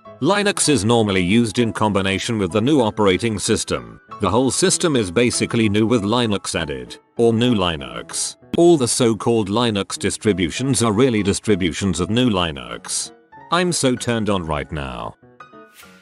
Arnivaxxer, flat earther, aliens built the pyramids, telling me what I should think, wanting to discuss what I could with my assets. To get rich they are married long-term partners. This is nice. Hey, I need to buy some weed. Would you mind dropping me off at my friend's house for an hour so I can pick some up? Oh, no, he isn't going to charge me any money. You don't have to stay. I'll just text you when I'm ready. Thanks. Them. You speak really well for a black person. I mean, you know, for someone who grew up where you did. Me. So, I guess when it comes to you there's no accounting for brains or manners. Them. I didn't mean to offend. Me. I'm not offended by you as much as I am of my poor judgment to go on a date with you. You're way too attractive to be out with someone like me. I'm way too ugly. Don't say I look good because I know you're just lying to make me feel better. When you put yourself down so much that it becomes an argument, the other person has no choice but to agree with you. Ugh. How I hate low self-esteem, and people with it can be so lovely. 2. I just can't deal with every conversation being about them being ugly or not worthy or a bad person. It's so mentally exhausting. I'm not a therapist, I'm an engineer. Racism. Or, the actual date I had once that said I hope this goes well. You're tall. Can't wait for you to put a baby in me. Listen to this. It literally happened to me like 3 hours ago. Went out with a friend of a friend I've met at a concert a few weeks back. Everything seemed to be going well until we got into the most basic topic, what do you do for a living? When she tried to sell me in on an MLM scheme. I let her know I'm not interested and she immediately changes tone and nitpicks specific wording I've used when rejecting her offer to suggest I'm rude or something for not hearing her out on this life-changing opportunity. So I just walked up to the counter, paid our bill, grabbed my jacket and got out. I feel I must tell you this. I have herpes, but it'll be okay. The last guy used herbs and spices and didn't contract it. Them mentioning how they haven't smoked yet. I have a really hard time dating or hanging out with people who smoke because I can't stand the smell. What's worse is kissing someone who smokes when you don't. It's like licking the inside of a chimney. Glee. I went on a date with a girl I was pretty into. Super cute and generally really nice girl. She tricked me into going to her borderline cult meeting, and I felt too awkward to just nope out like I should have. I now have a very strong position regarding dating women in cults. It's come up more than you'd expect. I have to. 1. I love you. Even if I really like you, that's a lot for a first date. 2. If someone keeps saying, you're out of my league, once I can laugh off. More than that and I assume you're trying to tell me something. When they don't say anything, nothing brings a date to a screeching halt like awkward pauses. Especially when they won't engage in any type of conversation. I'm fine with that as long as they look like they're trying to make conversation or purposefully enjoying a pause in conversation. What kills it for me is if they're messing around on their phone when I thought we were trying to have a conversation. 1. I miss my ex. 2. You're paying. 3. You remind me of my dad. Not a good way. 4. Gold digger attitude. This place is nice. Bro, I got told I look like my girlfriend's dad the first time I met her family. Not a good feeling considering I don't like the guy. My worst first date first made me take her to the most expensive cocktail bar in town after we already agreed on a more fun one. Then played a sad song for me that she was really into at the time that made her cry. So as one would expect, she then had a quick sad cry. Then we get to the bar and she doesn't say thank you for the drink or make much effort in the conversation. I could pretty much take all of this, but then we see her friend who says, oh, is this your date you were telling me about? And my date responds, no it's not. Then when the friend left I said, so I thought this was a date. And she responded, why would you think that really was the final straw?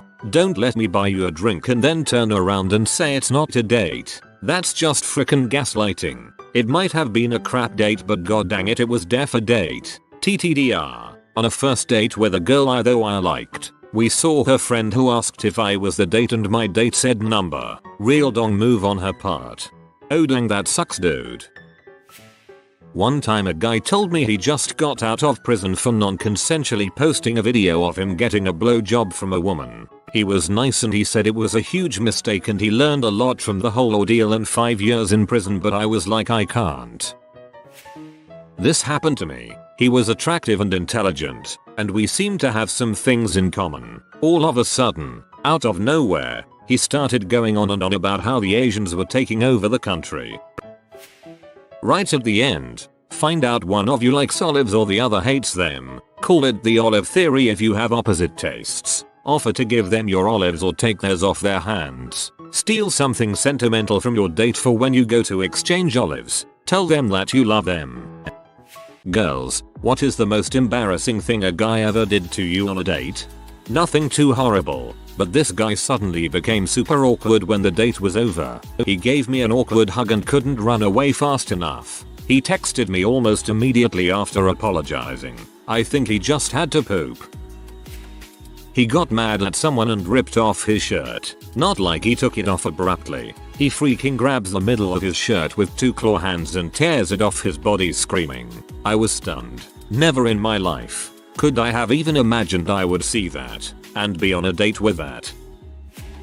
I took him to the zoo with me, for free I might add, because I had a guest membership, and he showed up wearing a speaker backpack. While we walked around he played loud reggae music out of it and even made us stop a couple hours into our day to swap out his phone batteries and continue playing loud, obnoxious reggae music everywhere we went. Needless to say I declined to join him for lunch afterward and I never spoke to him again. No woman, no cry. He took me on a first date to Six Flags. Didn't tell me that his 2 friends were going as well. While we were in line he gave me a pass that ended up being his brother's with long hair because I could pass. Apparently I made a derpy face on one of the roller coasters, and it showed up in the after roller coaster photo. He took a picture of it on his phone, and it was all he could talk about the rest of the day. Literally brought it up every 5 minutes even after I made it clear I didn't think it was funny anymore. At the end of the night he made a big deal of the fact I wouldn't kiss him in front of his friends, and told me that I owed him more for gas than I had given him. How old were you? I feel that age is important here. This guy and I were on a date at a big festival. We were walking and holding hands. Ahead he sees his brother and friend coming and he quickly drops my hand and sort of pushes me away like he doesn't want to be seen with me. Another guy and I were at a restaurant on our first and only date. He ordered steak and the waitress forgot our silverware. He just picked it up with his hands and started eating it. Second story equals top bloke.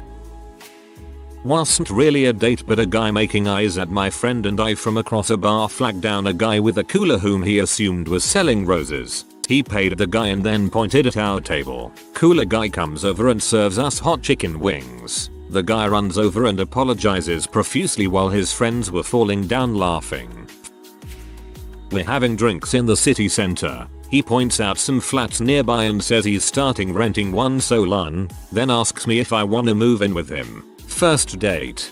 And people say romance is dead. His dad owned a bakery, and he helped out on the weekends. One day we went to the movies after he was at the bakery, and he was talking animatedly about this new yeast, and how it was making life very hard for him. The lady in front turned around, and recommended he go see a doctor. I felt so bad for him. I'd probably die of laughter if I was that guy. That sounds hilarious. He was nearly silent during the entire date and then started on a 15-minute rant about the ancient brothels of Pompeii, going into far too much detail about the goings-on in them than is appropriate discussion for a first date. And the whole time he had melted vanilla ice cream on his chin after he refused to get napkins for himself. Everybody knows you save the Pompeii brothel talk for the second date. Went out on a date with a guy. The whole time all he was talking about was how much he worked out and if I worked out because I wasn't a gross fat chick. As we are walking back to his car, he puts on our EO Speedwagon and asks me if I liked them. When I reply, they are okay, he goes into a 15-minute rant about how awesome they are and if I am a brown girl who likes anime and Genesis then I should certainly like them. So, once I'm at home, by this time I'm done and I know I'll never speak to him again. I thank him for the date and prepare to say this won't work, but he asks me, so since I paid and crap and you're super cute, you think I could come inside? Get you off? I work magic with my fingers. No thank you, bye bye. Took me to a cash only seafood restaurant, announced he was a vegan, forgot to bring cash, and then sent back 2 glasses of wine that were corked. I had asked out a guy I knew for a while but he gave me a speech about how uninterested he was and how girls always mistake his kindness for romantic interest. I got the point, didn't pursue it, but after a couple of months he changes his mind, tells me he'd like to give it a go and invites me to a movie. Within the first 5 minutes he's telling me, in mid-July with sun shining in my face, that I'm being enormously rude because I'm wearing sunglasses. He literally won't shut up about it. But I'm not going to take them off because it's crazy sunny outside and we're walking with the sun in my eyes. The rest of the date didn't get much better. He made awkward BJ jokes the whole time and was really just mean-spirited towards me and other people. The biggest turn-off is when he tries to convince me he's some macho dude since he beat up a homeless dude for looking at him funny. I was so embarrassed to have ever wanted to go out with him. Wasn't on the date, but saw the man loudly complaining about how she ate all of his fries while she attempted by every way possible to change the conversation. Lay off me, I'm starving. Went bowling with some guy I met on a night out. Very awkward, he wanted me to take my heel boots off because we were the same height. I'm 5'7" for context. Then got all annoyed that I didn't want to. Date finished at around 9 PM, so I suggested going to get a drink. He said he didn't drink, which is fine. Then berated me for ages because I do. Saw a picture of my really pretty housemate on my phone and was like, who's she? She's so fit, and went on about her for about 5 minutes. Asked me on a second date, which surprisingly I did not accept. On our first date he let out a small fart. No big deal. I was just going to pretend it didn't happen. But he made a big deal about it and kept saying that was so awkward. I'm so sorry. I hope it doesn't smell over and over again. I could hear his roommates laughing in the other room. I had to actually reassure him it wasn't so bad to get him to shut up about it. Anyways, we've been married 2 years now. AWW. Didn't happen to me, but to a friend of mine. When I was like 16 or something, we met a few guys and my friend, let's call her Clara, had a crush on one of them. Me and another girl noticed and always kinda left those two alone in one room. It ended with Clara giving him her number. A few weeks later she told me they had a date and she seemed seriously mad. I asked what was wrong and she told me that she'd never want to see him again. She told me that the guy had accidentally dropped something in her cleavage and went ahead to pick it right out of there. That's not even the end of it. She took him to her room and he started opening up her cupboards and looking at her stuff, including her bras and panties. Never saw him again. Oh, wow, a talking kitten.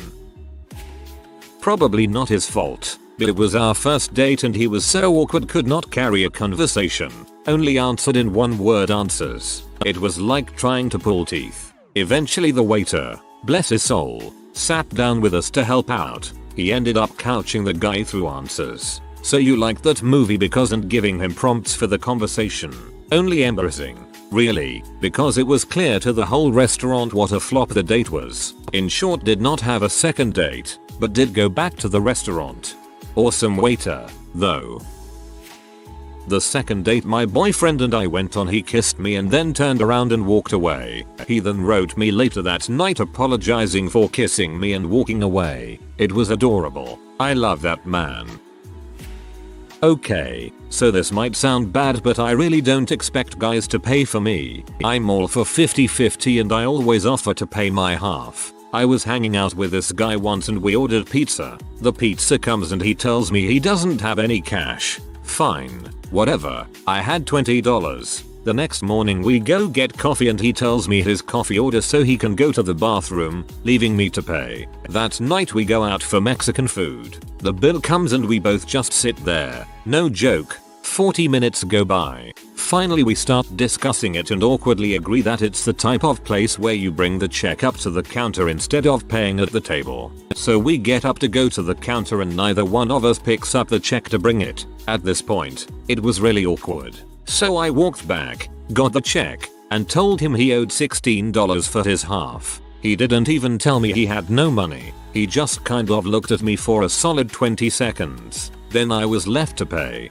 and he didn't so much as thank me. He still owes me like $300 for something else and I have not forgotten or forgiven the debt. No offense, but he sounds like a real loser.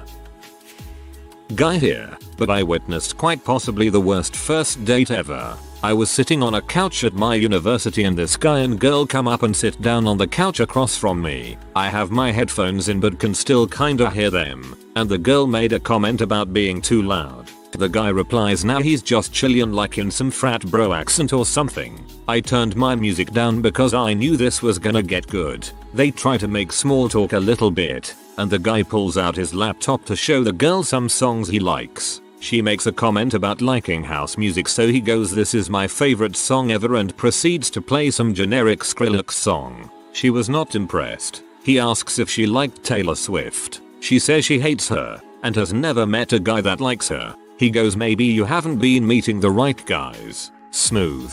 They keep talking and he just goes, "So are you single?" She says yes. He goes cool. She asks if he's single and he goes yeah, hence why I asked you to lunch today, but don't worry, this isn't a date. But did you wanna go out like tomorrow or something? This girl's body language goes to 100% frick no mode. He's sitting sideways facing her with his arms stretched across the couch back towards her. She is practically about to somersault off the armrest of the couch. Sensing he's sinking, the guy goes, let's talk about politics. There was an election coming up in Canada. She says she doesn't know anything about politics since she's only been in Canada for 2 years since she moved from Russia to Portugal and then on to Canada. He goes, oh, Portugal is in South America, right? And then starts talking about politics again. And says don't vote for Justin Trudeau for president. We have a prime minister. She tried to change the conversation. At this point the guy realized he's kinda fricked. So he throws up a Hail Mary. And I wish I was making this up. But he goes, let's talk about how cute you are. Girl literally says stop. Like actually stop. I'm done, and gets up and leaves. She says she hates her and has never met a guy that likes her. She should really stop hanging out with dirty liars. I once had a first and last date with this guy who tried to get me to dictate his every move. Like he wouldn't turn left or right unless I told him to. I just said yeah, I'm not doing that, and sat down on a bench while he continuously walked into a wall. I had a date with a guy who I met on a dating site, and when we were walking down a trail he randomly picked me up, just snatched me off the ground and held me up. For some reason.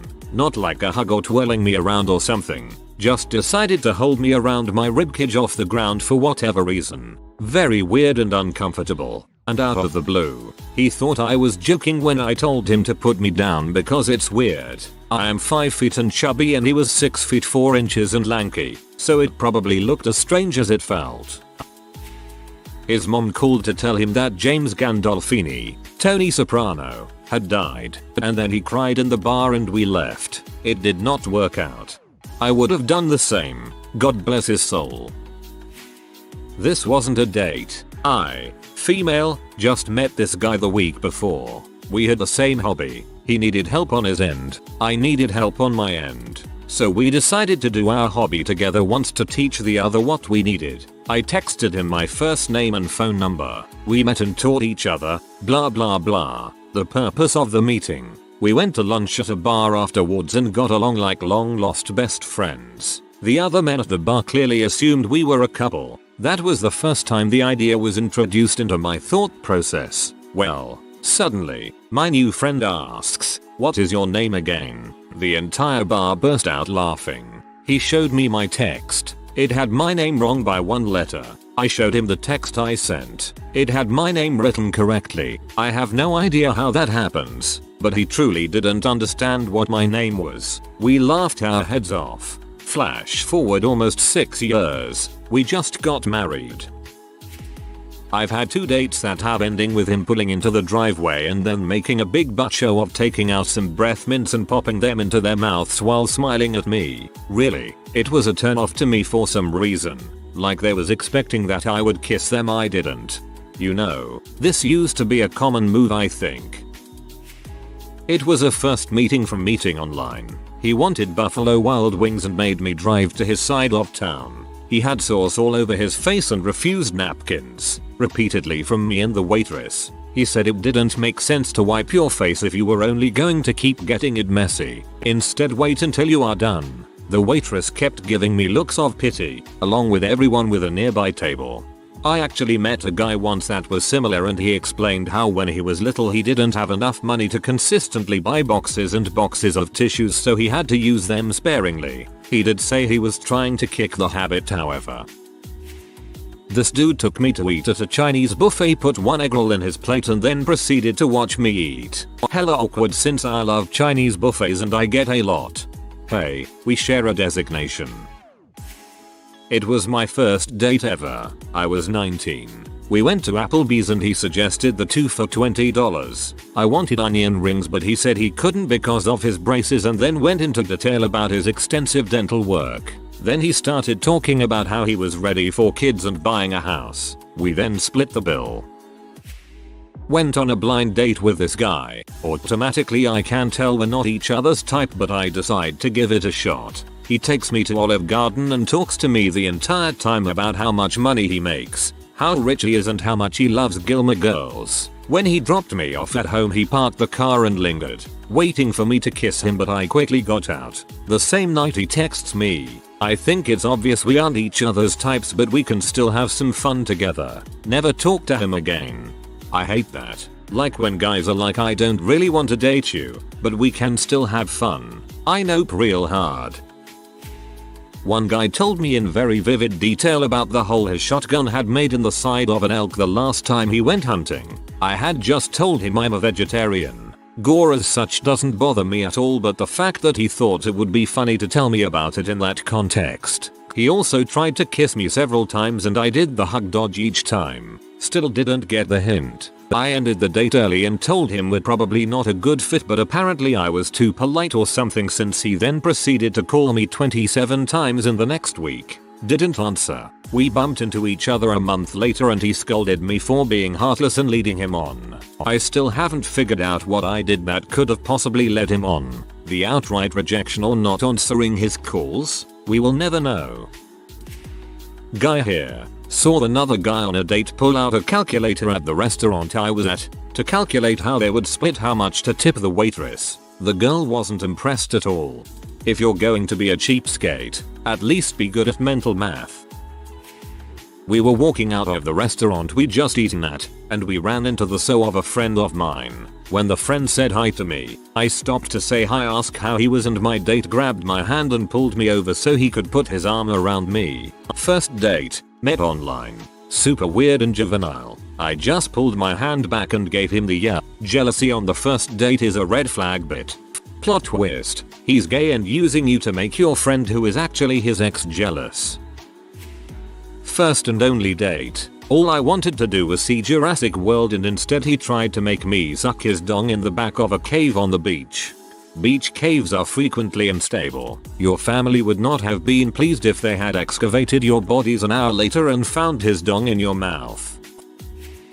We were watching a movie. Well, I was watching a movie and he was just staring at me. I asked him why he was doing that and he said, "I can't stop looking at you cause you're so beautiful," or something in a cheesy voice. I was actually so frustrated I said, "Just watch the freaking movie." And soon after I realized that I actually wanted to date women.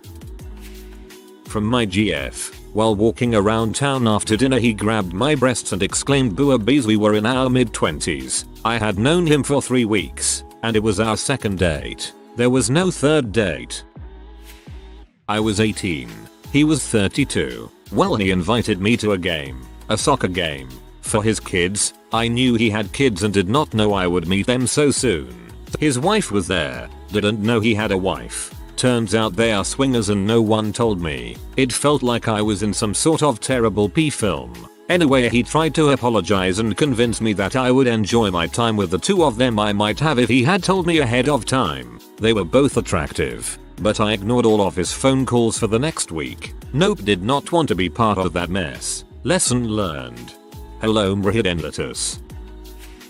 My date took me out for some pizza which I thought was great. Who doesn't like pizza? But here's the issue. He ordered himself 3 slices. And one for me. One slice. There were teenagers in a Mustang yelling stuff at my date. He got out of the truck and kicked their passenger door, leaving a huge dent in their brand new car. He got back in the truck and just drove away like it wasn't a big deal. I mean, I would never do that, but I bet those kids never yelled at a random stranger again. My boyfriend at the time asked me to come meet his parents. I agreed, because they sounded awesome. I dressed up nicely, went on an afternoon date with him, then went to meet his parents around dinner time. Walked in the door and they're in their pajamas. He'd forgotten to mention he was bringing me over. They were surprisingly cool with it, a bit of an eye roll at their son, and then they were genuinely sweet about it after. But 8 years and a baby later, we're pretty dang happy. Oh my god, where to even begin? Date from heck. He was a freaking nightmare that ended the date by trying to keep me by driving me back to his mom's place, knowing I wouldn't know what to do. I was new to the area. I think the worst part was during the actual date at a really nice restaurant. He ordered a $7 bottle of wine and insisted on sniffing the cork. then gargled the sip that was poured into his glass, and said it's no Merlot, but it's good. Bro, we're drinking 2 Buckchuck White Zin. And Merlot is not a brand, it's a completely different type of wine. He also didn't have his wallet when the check came, which was weird, because he certainly did when we were carded for the wine. I paid, left 50%, handed a $20 to our waiter, who brought us a ton of bread because it's free, and another $20 to our sommelier on my way to the ladies. Yes, they were together, and talking about the dong I was with. Both got an apology, upon which they promptly insisted that I keep the money, which of course I refused. Overall, awful, but I did get to fire the guy a few months later, and it was freaking sweet.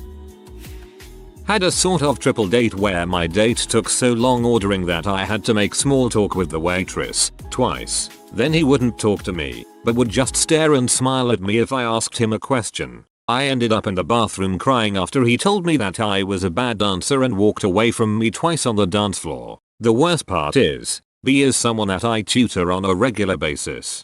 I don't know why, but your username sounds like one of your dance moves. Perhaps he was onto something.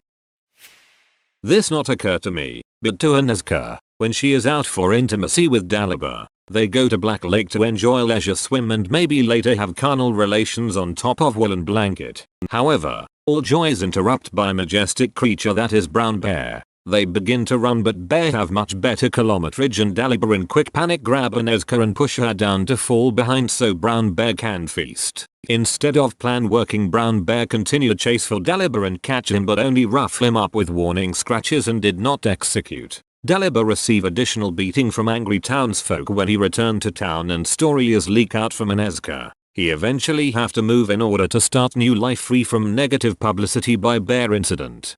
This is magical.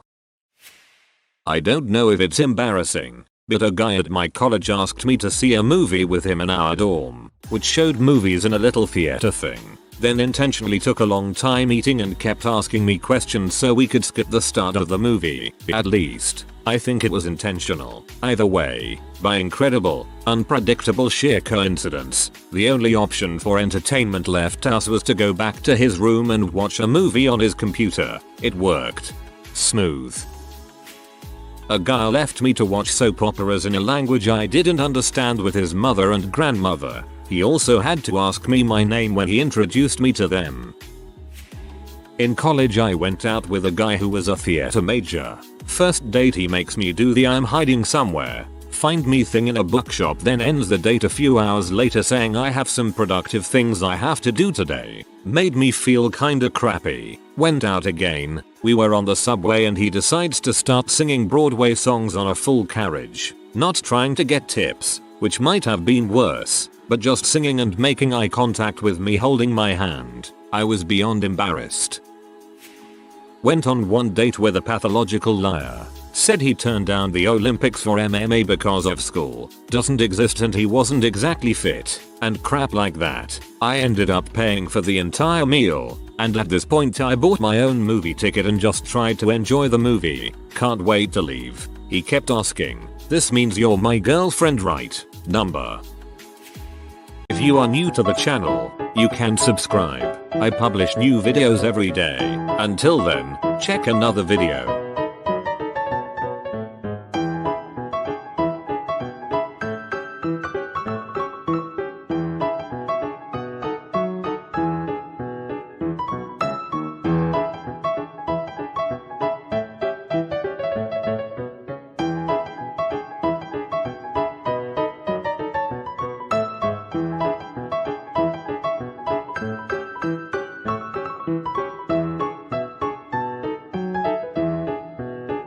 Bye for now.